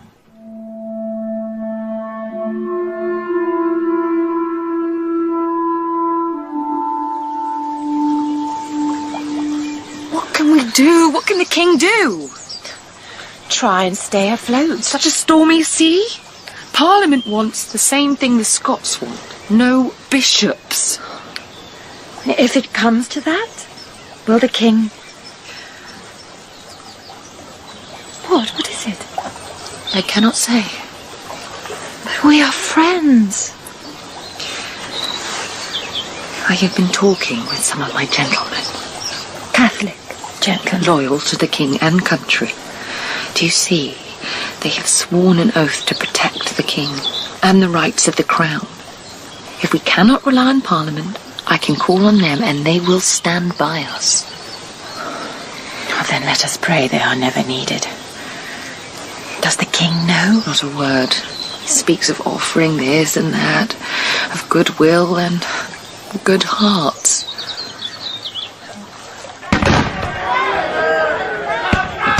The king is in attendance. Please sit down, all of you. The Earl of Strafford? Is sick, sir. He cannot be here. Is there no way we can call on him? No, sir, there isn't. We must settle this matter ourselves, today, here and now. You must call on the guards, sir, to put these mobs down. Parliament is one thing, but anarchy is another. What do they want? God knows everything. Catholics expelled, the MPs released, bishops kicked out, altars thrown down. Can we make a move towards them? Offer something? We could expel a few Spaniards, find a Jesuit or two. We could release the MPs. Well, they've learnt their lesson by now. They would have learnt it better had you taken Strafford's advice and stretched a few necks. Hardly a Christian sentiment, Bishop. Is an Anabaptist a Christian? We owe them nothing, and believe me, sir, they will give us nothing back but trouble. But they are Englishmen. I don't recognise them. If we want them to fight in our armies and pay our taxes, then we must offer them something. We should, I believe, release the MPs. But we've only just imprisoned them. We'll expel a few Catholics, hang a couple of agitators, and let the MPs go. Free? Free. And I am going north with the army to teach the Scots a lesson they won't forget while we still have enough money left to do it.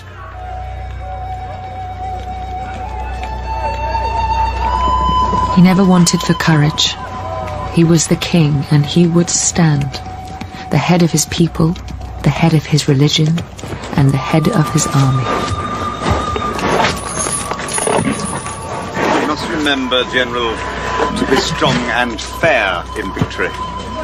Let them understand the power of the king, and his mercy too. Let's start with the power, shall we, sir? Advance. Advance with good in our hearts and our swords in our hands! The army will advance! General, where is the army? It appears to be retreating. General, why are they retreating? Because I believe the Scots are advancing. God's sake, man, command them to attack. Them, this, the Scots. Sir, they are wet, half-starved, haven't been paid, ever.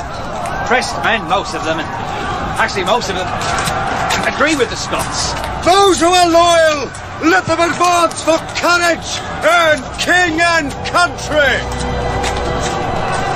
Sir, 100 men against 50,000, it's not Thermopylae, it's just ridiculous. And the king can never be ridiculous.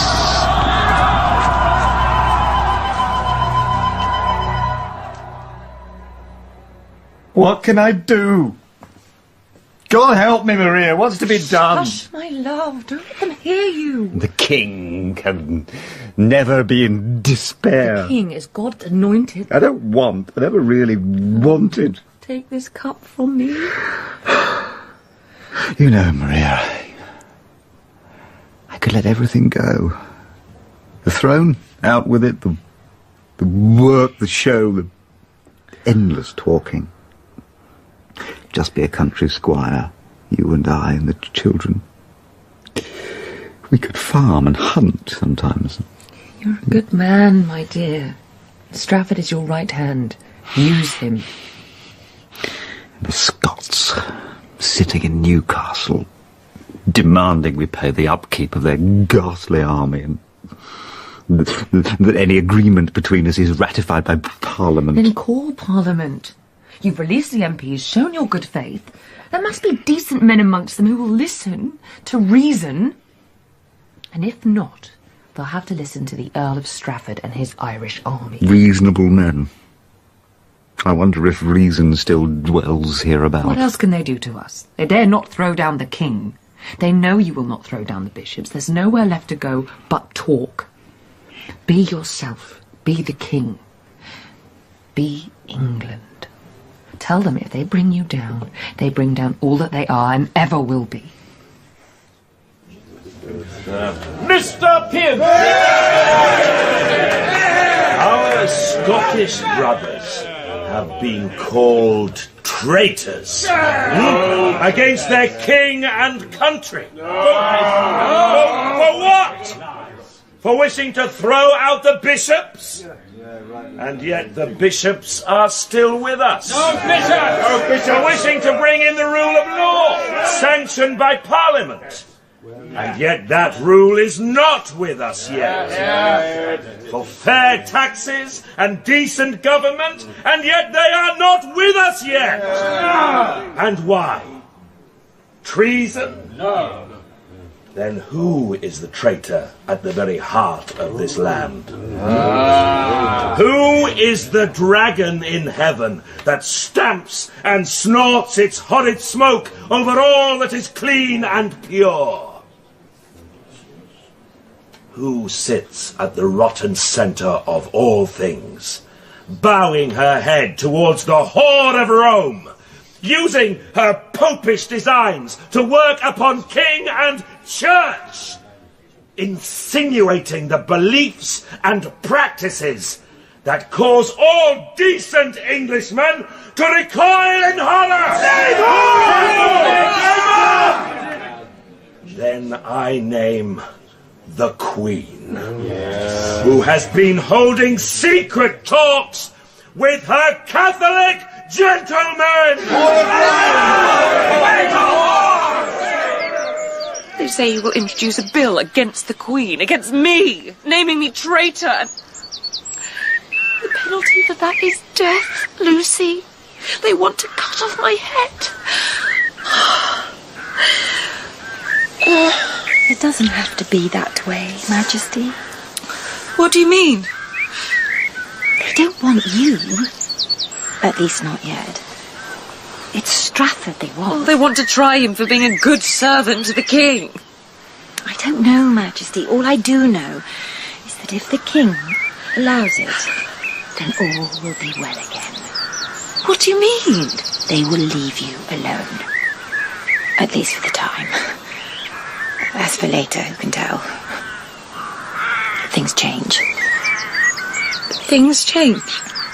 The world is turning upside down, and we with it.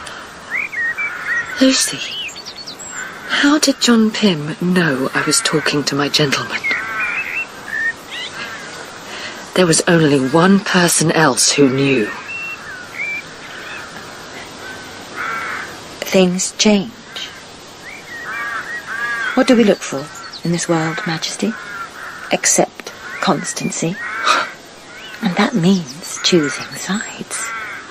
I thought you were my friend. Well, Buckingham thought very much the same. And John Pym, your new friend, will you betray him too in the interest of constancy? Trust me, Majesty. On one thing, at least. This is a man's world, and in that world all women are daughters, mothers, nuns, or whores. The only choice is, do we sell ourselves for a decent price?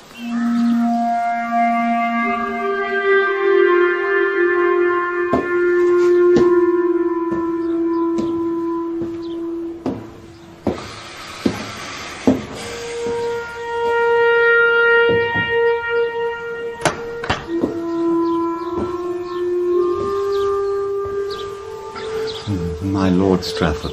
Majesty, how may I serve you?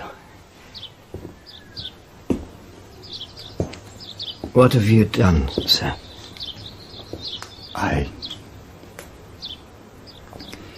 It was the Queen. They went after the Queen. Do you see? Do you understand? I understand very well, sir. John Pym is no fool. You should have hanged him when you had the chance. I had to protect her. It's a pity I was sick, otherwise perhaps I could have... But no, that die was cast a long time ago. You are... They have said you are to be arrested and charged. It's nonsense, all of it. There is no evidence. You will see them off, Strafford, just a moment's inconvenience. And I will stand firm. They will not harm you. I swear it. Do not... I swear it, I tell you. Then you will be forsworn. No, my word. A king's word. There will be a trial. They will present such evidence as they can cobble together. I will rebut it. Of course you will. Yes, sir. Come to the window. Whilst I still have such a thing rather than bars. Look. What do you see? I see the horse-chestnut trees. They are coming into blossom, and I swear before the conquerors fall. Look, sir, look. The pane is moulded. The glass is flawed. You do not see what you think you see at all. The tree it shows us is so twisted and tortured it will never bring forth anything good. I do not believe that, Strafford. Trust me. All will be well.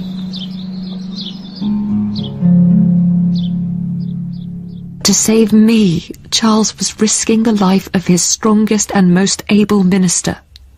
If Strafford went down, then I feared, and perhaps John Pym hoped, that the Stuarts might go down with him. Thomas Wentworth, Earl of Strafford, you stand before this house, accused of treason.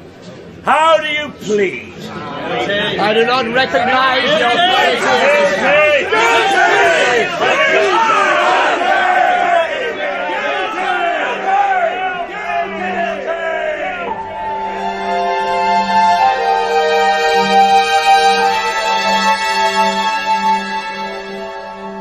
In A World of Fools and Knaves, by Mike Walker, Maria was played by Vanessa Kirby, Charles by Julian Rhind-Tutt, Buckingham Dominic Maffam, and Lucy Carlyle by Kate Fleetwood.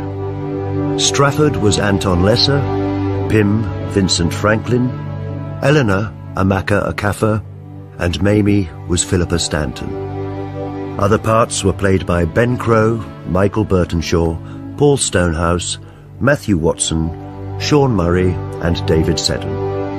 The directors were Jessica Dromgoole and Sasha Yevtushenko.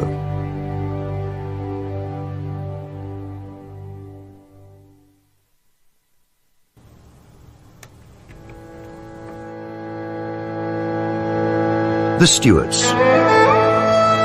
This War Without an Enemy, by Mike Walker. The story of Charles I.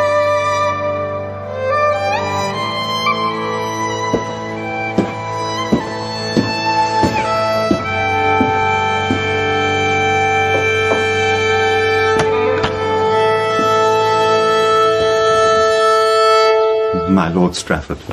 Majesty, how may I serve you? You are... Parliament has said you are to be arrested and charged. It's nonsense, all of it. There is no evidence. You will see them off, Strafford. Just a moment's inconvenience, and I will stand firm. They shall not harm you, I swear. Do not On a king's word, I swear it. I fear, Majesty, that even a king's word may not be good enough in this world turned upside down.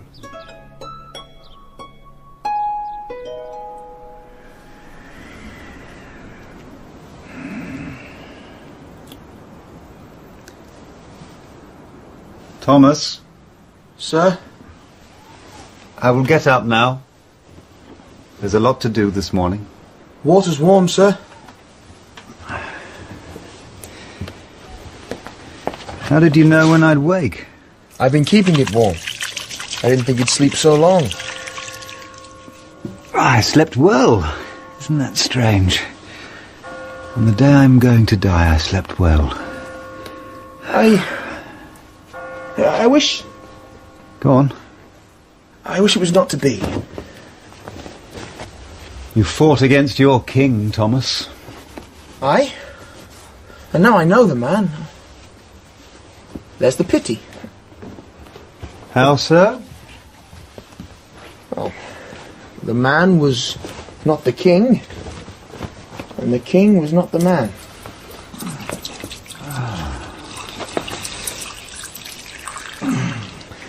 I could probably bottle that and sell it as a holy relic in days to come. But then you'd have to pay a licence to the Stuart family, my friend. You'd not want to finance the return of the king. You believe there'll be a return? I believe I better get dressed now, Thomas.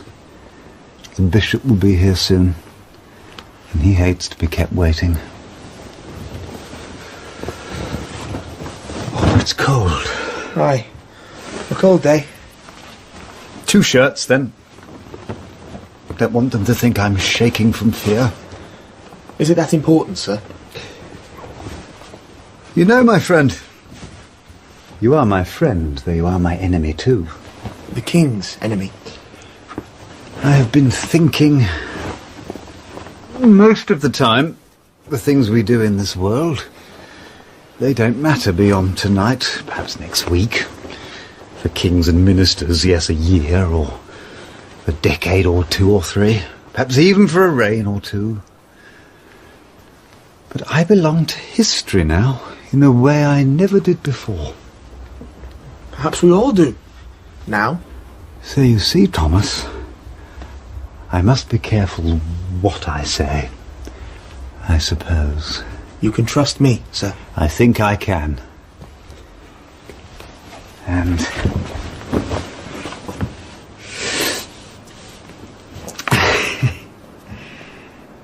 for all I am who I am, for all history and the centuries and the bishop and eternity, sometimes, Thomas, I just feel shit scared. Frankly, sir, I don't blame you. If it were me, I'd have taken up long-term residence in the Jakes. You know, recently I've made my motto, whilst I breathe, I live. Maybe it should be, whilst I laugh, I live.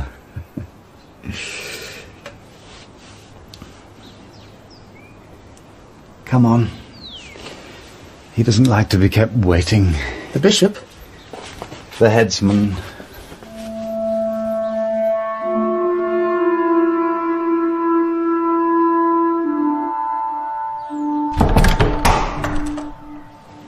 You ready, sir?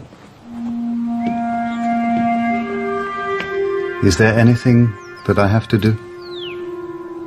Sir? That will... It's... You see, you walk between the guards. I'll be a step ahead with the bishop there, and your man, they walk behind you. They have to stay... You don't think rescue? It isn't going to happen, Colonel.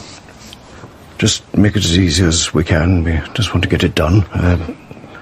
No trouble. Well, then let's get it done. Thomas? Bishop? Do you care to take a short walk with your king? You're not supposed to... King, you're not to use the title... What are they going to do if I insist, Colonel? Cut off my head? Is it all right? It looks a bit fake to me. It is fake, dimwit, just like yours. Yeah, but mine looks better. Look, it's a fake bloody beard, so no one recognises us, right? So why did you ask me if it was all right, then? Well, I mean, do you know who I am? Of course I know who you are. You're the headsman. Everyone knows who you are. I mean, there's no point in being the bloody chief headsman if nobody... I mean them. The crowd, will they know? Them? Who cares what they know? This ain't about them, Jack. This was never about them, was it? Heads up. Here they come. Heads off. There they go. I suppose I may speak to the crowd, Colonel.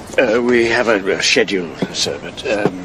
All the world knows that I never began the war with Parliament. Always and at every turn I tried to listen.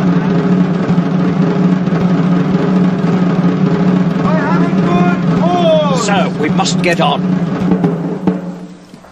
I have a good cause. I have a gracious God. I will say no more.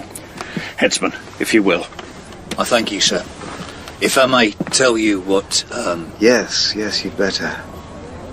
I've never done this before. If you put your hair up under the caps, so I can get... Do you see? The neck. And kneel, and, you lay the head across the block. If you need, my assistant can secure... The ropes? I don't think so. Because you don't want to be moving, you really don't, because then... I'll do my job. You do yours.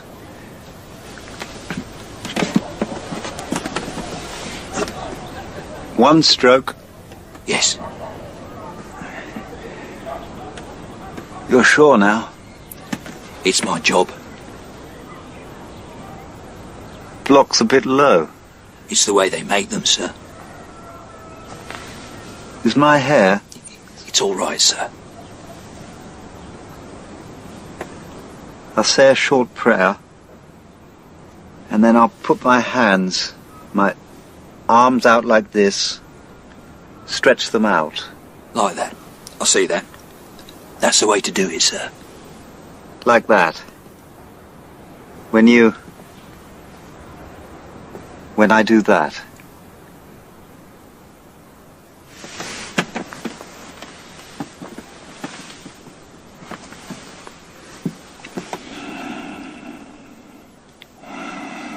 So much to see.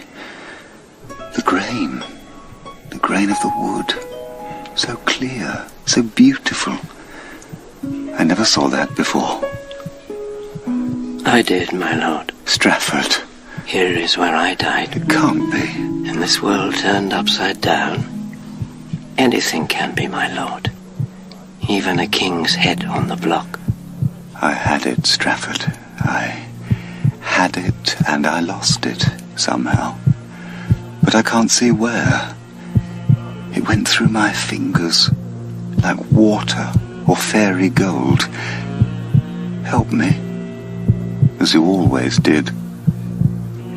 And as the world is turned upside down, so we must look back. To last first. Hurst Castle. A year ago, a defeated king captured, waiting upon his enemy's will. Put it here, John. No, it's better over there. The painting, the big painting. Get rid of it. They didn't do this for me, Colonel. You're a prisoner, sir. Why would they? Then who is coming to see the prisoner? Someone important? That's not for me to say. I'm a soldier. I do what I'm told. Like the centurion? That's it. Like the centurion. Who is Caesar, Colonel? You'll find out. On a good time. Am I not to have my walk? The day is fine. I am allowed some air, surely. Wait here. Sit there. Do not try to leave the room without permission. Finish here. Now! Get it done!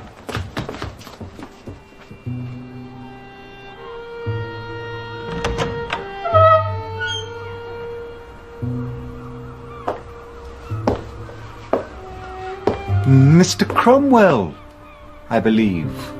Good day, Mr. Stuart. I would ask you to sit, but the chairs are not mine, nor the house, nor it seems the country anymore. Shall we both sit, or would you rather walk? It's a fine day. Oh, my very own words.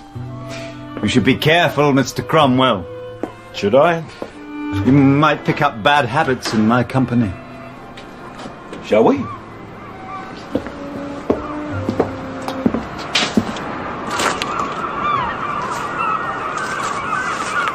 The Lord has given us a beautiful day. Every day the Lord giveth is beautiful if it is passed in his service. Sun is better than rain. Not to the flower that needs to drink, nor to the river that is dried to mud. You were not so biblical last time we met, I believe. We grow in our understanding. Of what? The situation? Of God's plan for us. If you'll forgive me, Mr. Cromwell, I'm rather more interested in Parliament's plan for this kingdom. Commonwealth. May we agree to disagree? No, we may not. It is not my will, but his. Ah, no negotiations, then, with the Lord. No intercessions. No intercessors. I believe they call you Old Ironsides. I can see why. Well, Mr. Stuart, I don't think you can. You're impervious to argument. As I recall, that was not the case between us last year. I believe we came to certain agreement as to the heads of the argument that would allow us to come... You see, allow. That word. Yes. You cannot allow a king. I think your father knew better. And your grandmother knew worse. Oh. Did Old Ironsides jest? I have been known to smile, Mr. Stuart. You should try it more often. You see, you do not understand at all. Then this time I say, tell me. Of God's grace abounding to the chief of sinners. God's mercy. Grace, not mercy. There is no mercy. For mercy means God changes his mind, and God, Mr. Stuart, does not change his mind. We are never to think he is a God of mercy, for he is a God of wrath. So you can send your man Pride into Parliament to throw down all those who do not agree with you, Mr. Cromwell, is that it? I wish then in that case I had been justified also, for when I tried it, all hell was let loose. You acted as a man, I acted as God's hand. That is a very big claim. Nevertheless, it is so. By his design are all things brought about for his ends. All of this was God's plan. This war without an enemy? I'm sorry. You've got me speaking in capitals too. But you know all this perfectly well, don't you? So it was never about the tyranny of Charles the King. Not about ship money or foreign wars or because of bishops and mercy or for the levellers for democracy and some kind of freedom.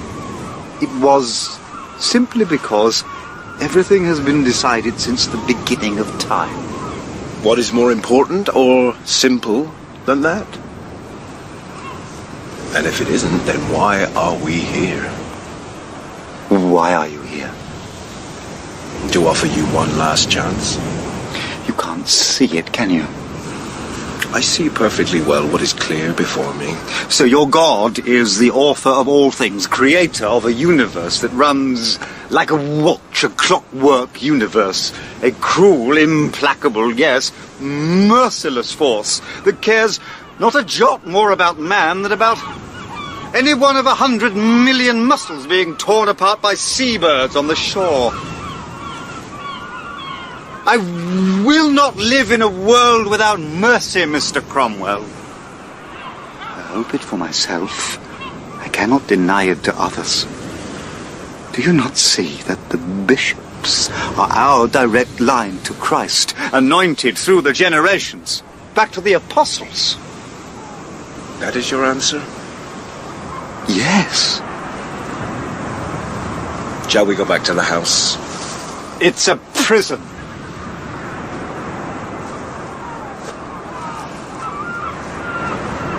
Matthew 21.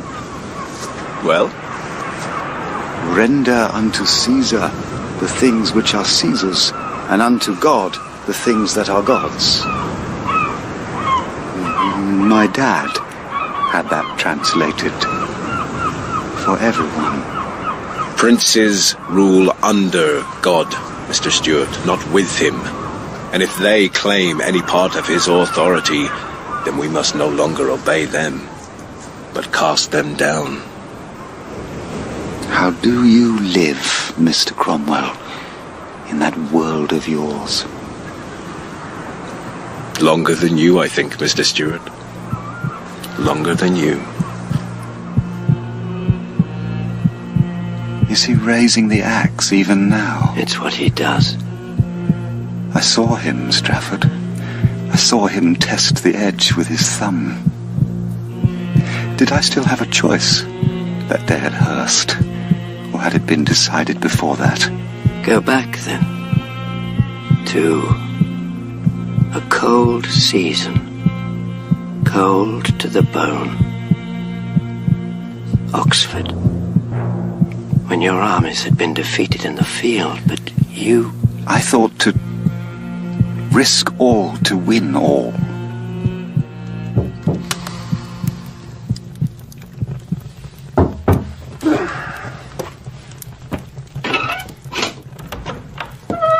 Your Majesty, forgive me, I was praying. We need all the prayers we can get. But it's not your priestly skills I need tonight. Can I pour you wine? Michael, they tell me you were a scout, a ranger for our forces. That you can move secretly, and that if necessary you can ensure that secrecy.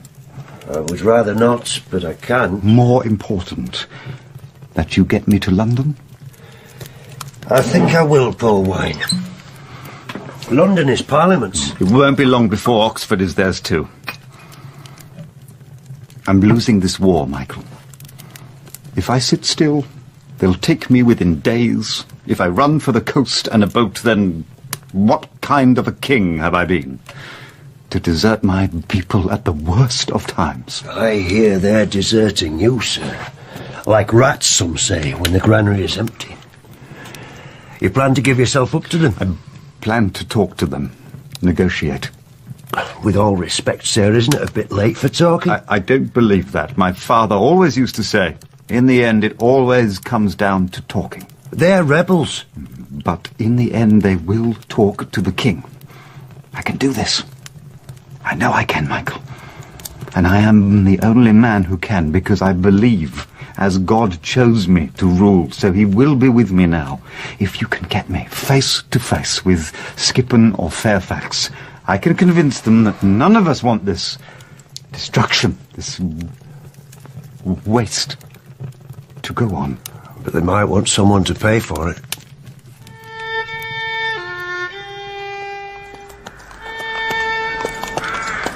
We're in rebel territory. From now on, you're Harry, and I'm Sir. Can you do that? I was once counted a good actor. I write to her every day. Sometimes twice, sometimes 3 times. The Queen? My Maria. She... Do you see, Michael, there are so few the king can talk to. I was always surrounded by this wall, this armour of protocol. Manners, politesse, ritual and regime. How I dressed, how I ate, even at the stool. I actually had a chevalier of the shithouse. I was never so much a man, even in heart, and always a king in everything. But I could talk to her, to the children. I sometimes think this whole rebellion has been a process of stripping away from the king the layers of majesty and revealing what, in the end, this man. Harry, attend to your business. Trooper. Hold hard there, brother. Good day, brother. How goes it with you? It goes how it goes, brother. A fine day, then. Got a name there, brother. Hudson. Michael Hudson. Where are you going, Michael Hudson, on this fine day? London. Yes, we go to London. Your business there? But they say there are righteous words to be heard, brother. God's good word to all men. There's God's word and God's word. All depends on how you hear it. Oh, brother, I can... Enough. You. Over here.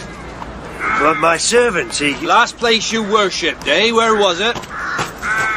He's just a simple fellow. All I want's a simple answer. Oh, we're a proper place, brother. Bishops and all. You reckon there's a badger be a bishop, brother? Because it was this very lane a way or two back. A white don't need stone to pray, nor bishops neither.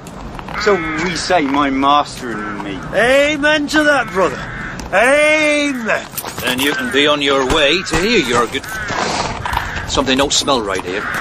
You, what's your name? Harry, brother, they call me. Scent, you're wearing scent. Brother, a word in your ear. Hold the horse! Oh, Lord, help! The damn horse, hold it! No help for you, brother! What have you done? I cut his throat. You killed him, Michael. Yes, sir. That's what happens in wars. Now get the horse into that copse over there. What will you do? Can't leave it to find its way home, can we? We're not. They're not some way, Michael. The man was a rebel, but the horse... We can't take the chance. No. No, we hide the saddle, the harness. Let it go. I will not, I cannot. We must. You do not say that to your king. Then on your head be it, sir.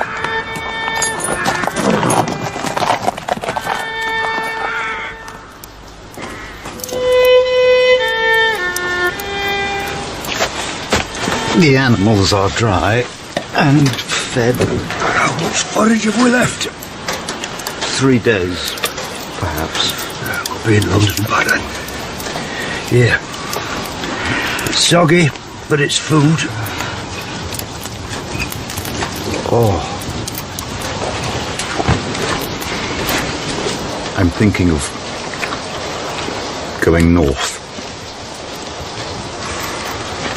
What if we're arrested before we reach the city, or Westminster, or the people? Sir, isn't that what it's all about? Once the people see their king in his rightful place, they'll flock to you, and Parliament will have to deal. If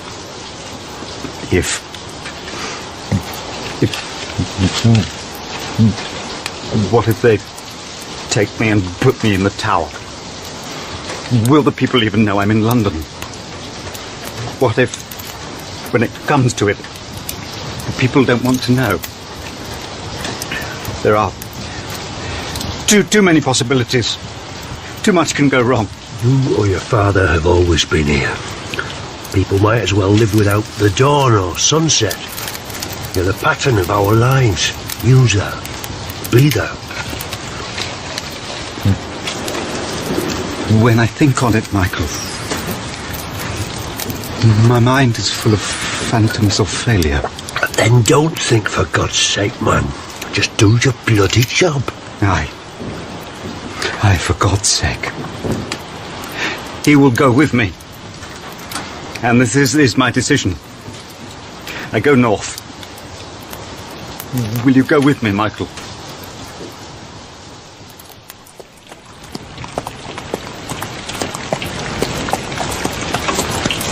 God help us, we're lost! No, sir. We go north as you wanted. God's way, from steeple to steeple. How long before we reach Newcastle? That I can't tell. A week, perhaps more, perhaps less. But why, sir? Why Newcastle? Told me they will secure me in safety and honour, and asked me to do nothing against my conscience. Who, sir? The Scots, they have told me so. Montrose and his loyalists are over the border. Not in Newcastle. That's held by... You can't! And tell the king what he can and cannot do, Michael. They're Covenanters! They started this whole bloody thing by throwing out your prayer book. They've been fighting with the rebels. They are the rebels! We've fought. If I give them a Protestant state within the Union, they will come out for the crown. And if Parliament won't restore me, they will. But there's a treaty, signed and sealed. Nothing on paper, but their man has given his word. A Scotsman's word to an Englishman. Even an English king is no more than spit in the wind. Have no armies. Are you a magician as well as a priest and ranger? Can you magic me men out of the storm, Michael? Raise me regiments out of mud and stones? You said you would risk all to save all. You alone would stand before them and talk. The king has thought better. Thought worse. Far worse. I am a Stuart. Scottish king, not an English one. Come on. When things are at their worst and all hope seems lost, where do you go? Back to the hill country. Back to your own people. Your own half-fire.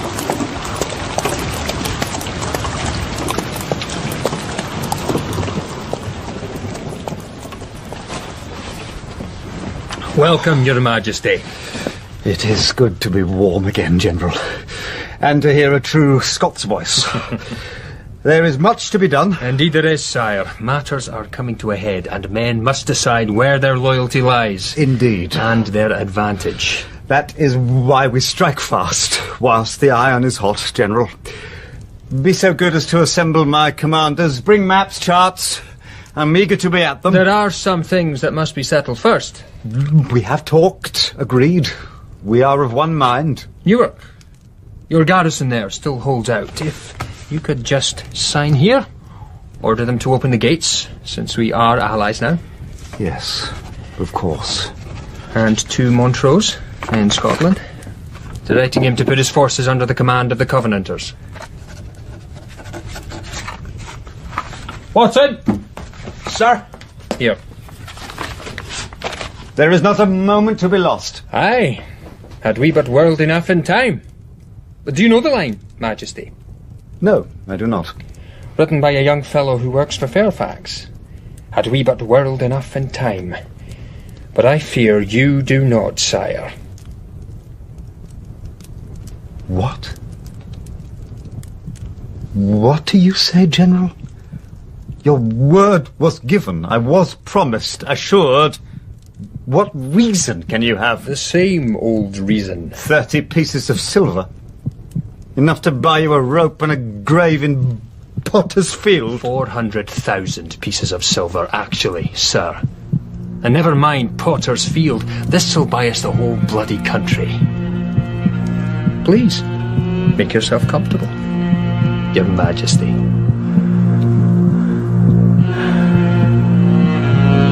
World enough and time. Time to live and time to hope. If it had been you, alone in that lane with a knife, I would have been taken prisoner by the trooper long before I ever got to Newcastle. But in the end, was there any difference? Was I blown by the winds of circumstance? Then go back further, to a time of hope, when your choices might still have meant something, made a difference. Maria. Always Maria. In Oxford. Coming back to me from her exile abroad. So we could stand together against the rebellion.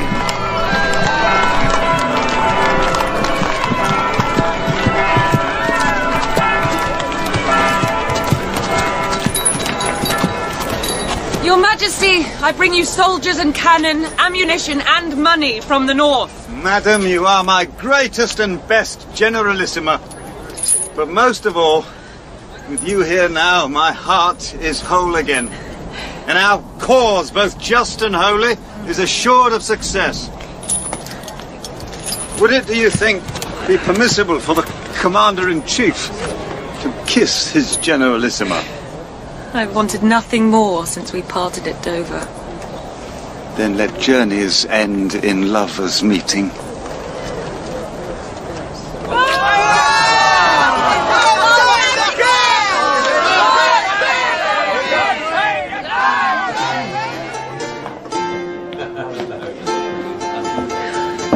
It's just as it was, my love. I wish that were true. But we can make it so now you are here. I brought Rupert. Good. We can use him. But carefully, and only so far. He can do anything he is ordered, but do not let him have his head. I think I know my generals, Maria. We are united in our aims here. But tonight I don't want to think about the rebellion. Only of you. Shall we dance? Do you remember the last time? After Strafford. I told you to smile, and you said you could not.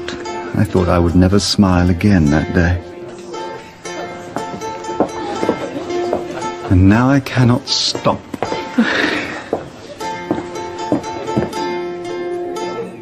Maria, I love you very much. And are you, my Charles? And I know that together there is nothing we cannot achieve. Don't think you're too old for an arse-tanning, Rupert. Attack, attack, attack. What else is there to do, in God's name? In the King's name, we must talk. Old men talk, young men fight. Look, if you can still see that far, here, here, here. Weak points in their lines. Their supply train breaks down at this crossing here. If we talk now, we talk from a position of strength. If we strike now, we strike from a position of strength. And the defeated rebels will concede far more. People don't think about grand strategy. They only know that the royal cavalry is burning their houses down today.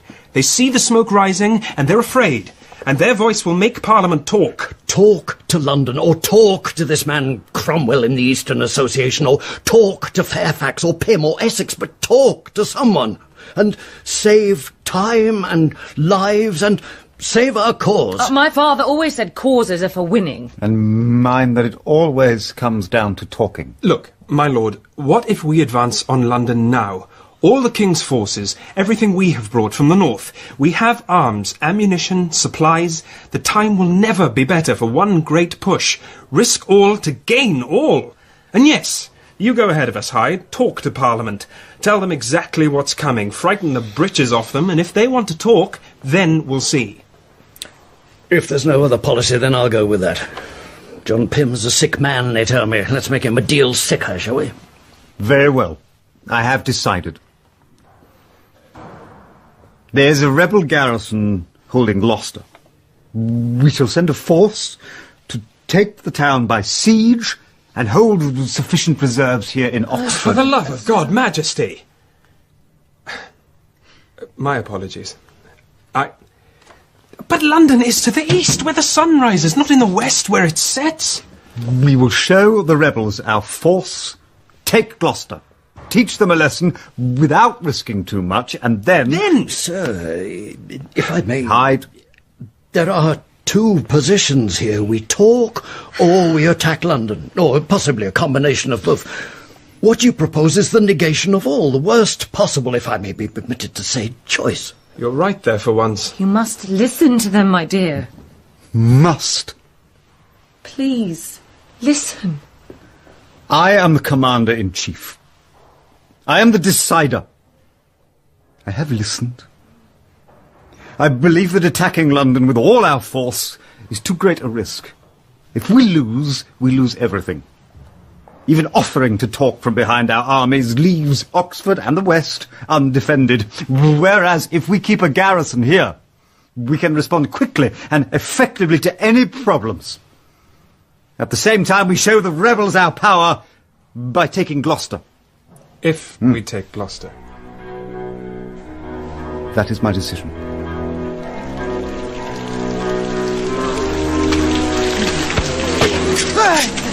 Careful, sire. They ain't good shots, but they do sometimes get lucky. Thank you, Sergeant. Where is Prince Rupert? In the culvert, sir. That way. Thank you. Sire, begging your pardon. Yes. It's been 8 months, sir. Are we ever going home again? It's in God's hands, Sergeant. Aye, sir.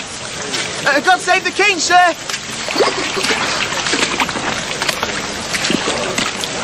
The Scots have crossed the border. Covenanters. My people tell me they're heading for Newcastle, and I have to tell you, Uncle, that city will not hold out as long as these bastards have. Is there no chance? There never was. I don't like to say it, sir, but you were wrong. I need to go north now. If the Scots join up with the rebels, they'll sweep down through the Midlands and we'll lose the whole northwest. The forces we have left in Oxford won't stand a chance. There's something else. There always is once things start going to shit. I don't like your language, Rupert. I apologise, sir. I don't like the way the war's going. Parliament has charged the Queen with high treason for levying war against the nation. If she is taken, she will be tried and executed.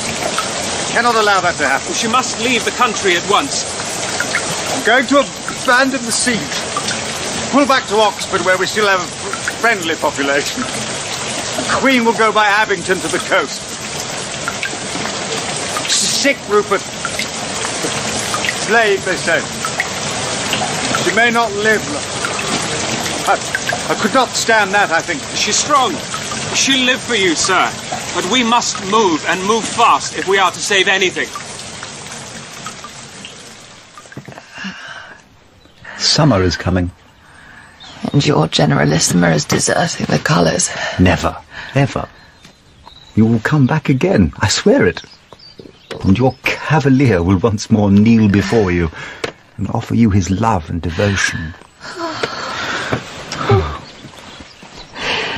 Oh, no, go.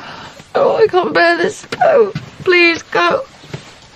And God be with you always.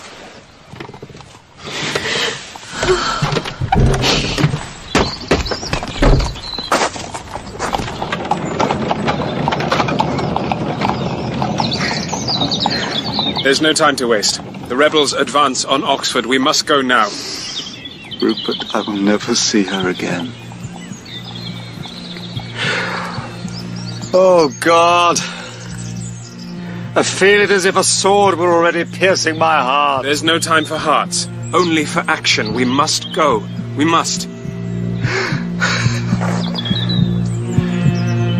Is there a path we follow through this life? Are we free to make our own way? How can there be so much time and so little? Find the beginning, then. Nottingham, where you raised your standard against rebellion. Were you sure and certain then? Was there ever a time you were? Because there was never a time when Pym and Cromwell weren't.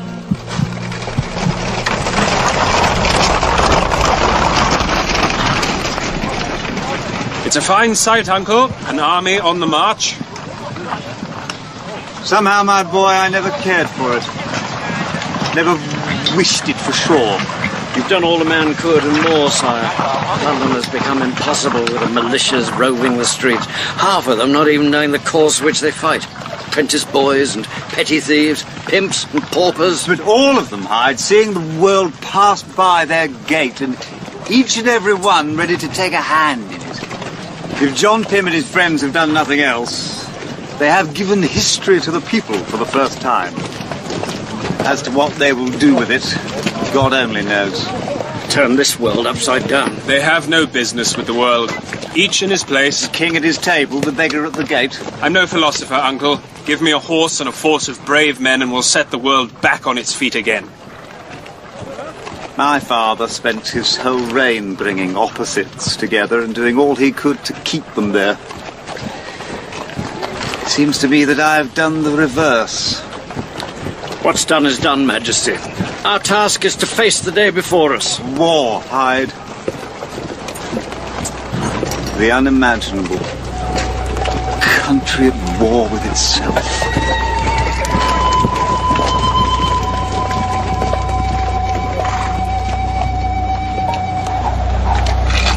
Line up there! Right, markers! Right! On the markers! Hands off! Hands off! God save the king! God save the king! Today, I plant this banner, this royal banner in this soil of England, this nation I love and have served always to the best of my ability. Over the centuries, this England has stood firm against her enemies, without and within. Now we face our great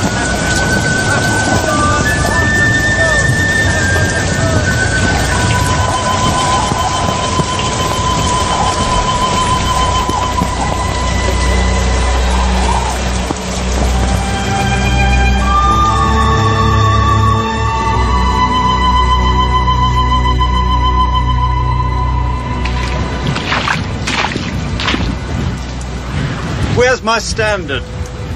Sir? The royal standard, Sergeant. Where is it? Can't rightly say, sir. Must have blown down in the night. Took by the storm, most like. I can send a patrol out, see if they can find it, sir, but in all this... It's all right, Sergeant. We've got better things to do with our time, I think. Very good, sir. Is that all, sir? That's all, Sergeant.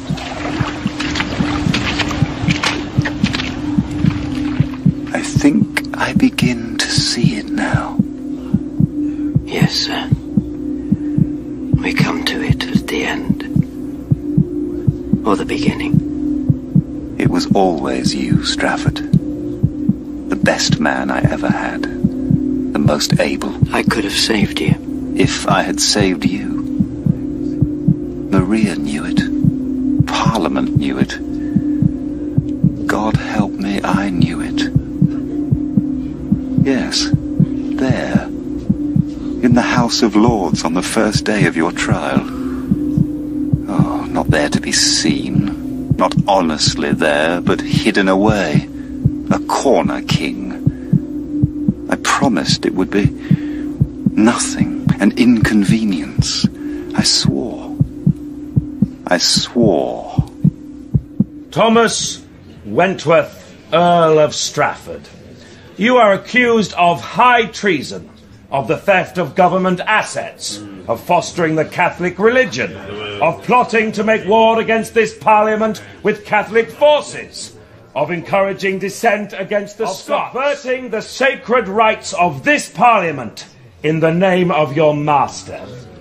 How do you plead? I plead not guilty, Mr. Pym. The court already has my written rebuttal to each and every one of these charges. I am surprised that it has decided to waste so much time pursuing this matter. Time that could be better spent in the service of this nation. If that is what the court desires. It is not for you to decide what this court desires, sir. The jury will decide. Since the court is packed with your placemen, I imagine they have decided the matter already. To your satisfaction. This from the man who plotted to bring Irish Catholic troops across the sea to wage war against his own country. On the contrary, sir, I move to obey the orders of my king. And of this house. There was no war against the people planned by me. As for you and your fellows, Mr. Pym, I really cannot say. Well, I say treason! Then I will say it too, Goodman John. But whose treason? Huh? This Parliament passed a bill declaring war upon the Covenanters of Scotland, then refused to grant His Majesty funds to fight it. What could the king do but find alternative means to pursue a conflict that was in every aspect legal? This is treason shouted loud! He admits his crimes before this house! Oh, yes, I admit there was treason from those who made secret alliances with the Scottish Puritan tendency, whilst pretending... Stand down, I say. Stand down, sir, this house will not down! Whilst pretending to support our war, they advocated...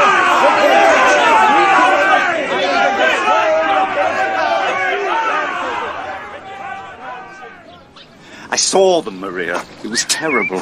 I think they would have torn him down there and then. But they did not. They dared not, my love. There is still respect for the king and the law in this country. And he had the better of them. Throughout the day, John Pym threw the charges at him, and he batted them away as if he were playing cat. All the home runs were his. That's been the case little enough lately, Charles. We are always, it seems to me, walking backwards whilst Parliament walks forward. Things will change. Not unless we make them. What are you saying? I have been talking to certain men of the opposition who fear the darkness Pym and his supporters are bringing over this country. They see a hopeless, heartless fundamentalism that allows no dissent, no opposition, loyal or otherwise. Does Pym know of this? We may know, but he's not strong enough to do anything about it yet. But this is why they threatened you. This is why Strafford is standing trial, because they could not touch the Queen. I gave them Strafford. I signed the papers. All the time, you are talking to the enemy. They are not the enemy, but if they become so, we are lost. We must make friends of those we can whilst we can. If you will do nothing, Charles, someone must. And Strafford? He's a brilliant man. He'll throw down their paper walls and walk free. We'll come through this stronger, and the people will see that the truth stands with us and not with Parliament. And if Strafford doesn't succeed, if these walls are stone and bound with bands of iron... Then you will save him, as you promised. Over the weary days and weeks we have attended here, I have one by one struck down the charges against me. Where the prosecution has offered witnesses, I have offered witnesses of my own. Where documents have been submitted, I too have submitted documents that have proved to be the correct account of events. The Earl is plausible, but the prosecution has not finished with him. There are more witnesses to call. Honest men who have come forward to stand shoulder to shoulder in this contest of truth and lies. Yes, but if you have more, Goodman John, bring them on. But let me give you some advice.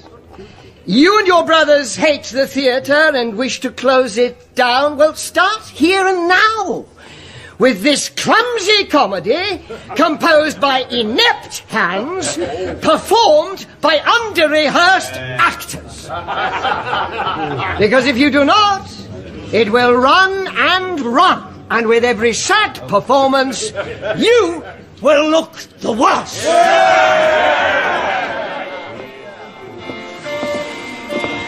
Smile, my love. How can I? We are observed. Every eye in the room is on the king and queen. But for all mercy, Maria, he threw down those walls. He made them look like fools. He proved his innocence. You're never going to thank him for that? No, of course not. But I did not believe they would simply go to Parliament and cobble together a bill to sentence him to death. Where is law? Where is their God in all of this? It's not done yet. Whilst there is a king, the bill needs his signature before it becomes law. Strafford is safe. and will die before I allow the axe to touch his neck. Then smile and laugh and bow to all, and we'll lay our plans. All stand for His Majesty!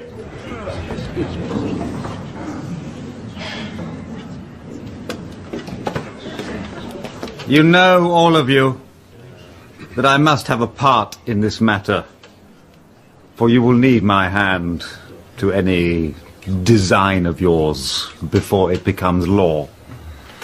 I say, therefore, that we must together find a way forward that will satisfy justice and the wishes of King and Parliament. You must know, I will not go against my conscience in this matter.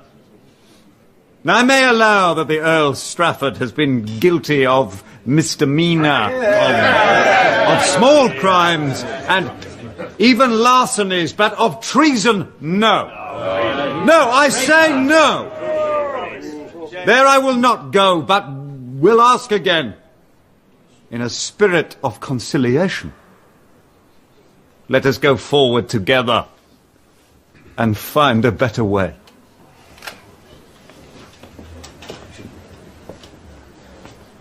His Majesty says, a better way.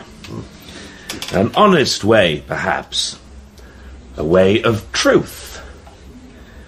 And yet, even as we sit here, does not the Queen hold backstairs talks with members of these two houses, offering gold, position, honours and power for betrayal?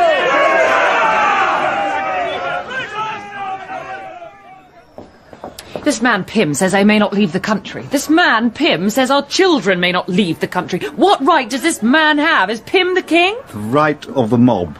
He commands the discontent of London. Then it is here and now. What? Is this where we stand and say, here and no further? The king can't do that. Why not? It will be cutting off my own head. I am the state. How can I fight myself? Once I admit that possibility, everything falls apart. And so what? You're going to let them cut off Strafford's head? I swore I would not. And in a few minutes they will come and ask you to sign the Bill of Attainder, and it will be so. If you had not plotted... My father was a man who did not know the meaning of fear. He gave up his religion for the throne of France. When he said a thing, it was the thing. And no one, but no one, said otherwise. John Pym knows exactly what he wants. And exactly how he's going to get it. And exactly what he or the rest of us will pay for it. Me, every time I see a city on a hill and start walking towards it, I find 100,000 different paths to take. I cannot decide. Are they the people you will not wage war against? Is that what you're worried about, Charles? Is that your England? Listen to them! Listen! Stand now here. Have the courage to be the king that Almighty God put on the throne.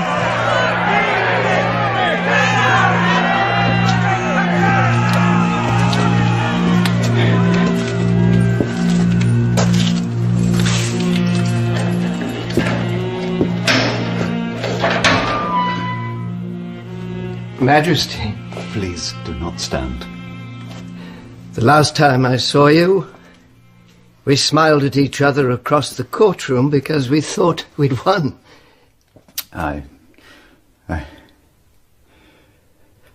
Strafford. Who trusts the word of princes? I did not want to. Oh, God. I did not. I never wanted. Enough. I did not. Enough, sir. The king can't cry. They told me. All of them. The Privy Council, you have to. You must. The country will fall apart. Everything will be lost if you do not. And I said, I cannot. And they said, you can. And I said, my conscience. And they said, no, the church is there to grease your conscience to hell.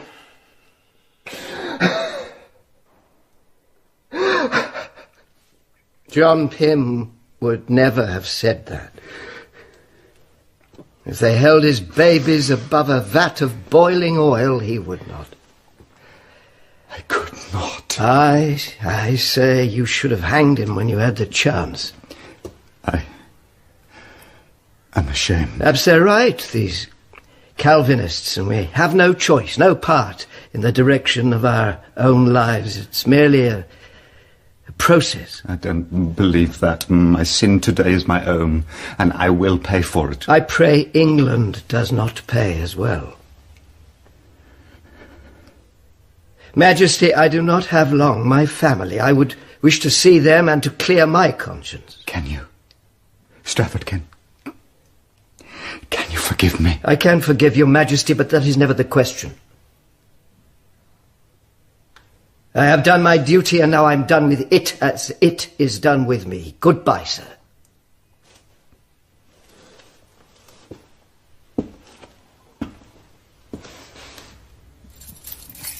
A better master could not have had a better servant.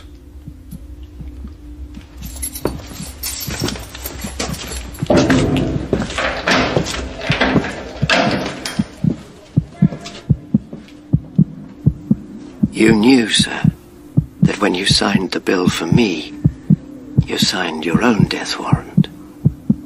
Yes. I understand now. The crime that has brought me rightly here was betrayal. For that, I condemn myself.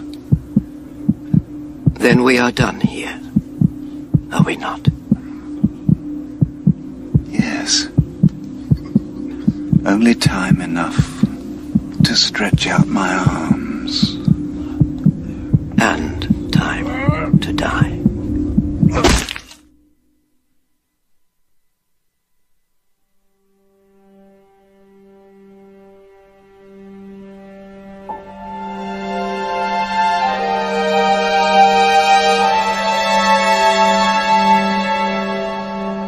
In This War Without an Enemy, by Mike Walker, Charles was played by Julian Rhind-Tutt, Strafford by Anton Lesser, Pym, Vincent Franklin, and Maria by Vanessa Kirby. Oliver Cromwell was Ben Crowe, Thomas, Matthew Watson, and the Colonel was Michael Bertenshaw. Prince Rupert was played by Ian Batchelor, Hudson, Sean Murray, General Leven by David Seddon, and the Trooper by Paul Stonehouse. The directors were Jessica Dromgoole and Sasha Yevtushenko.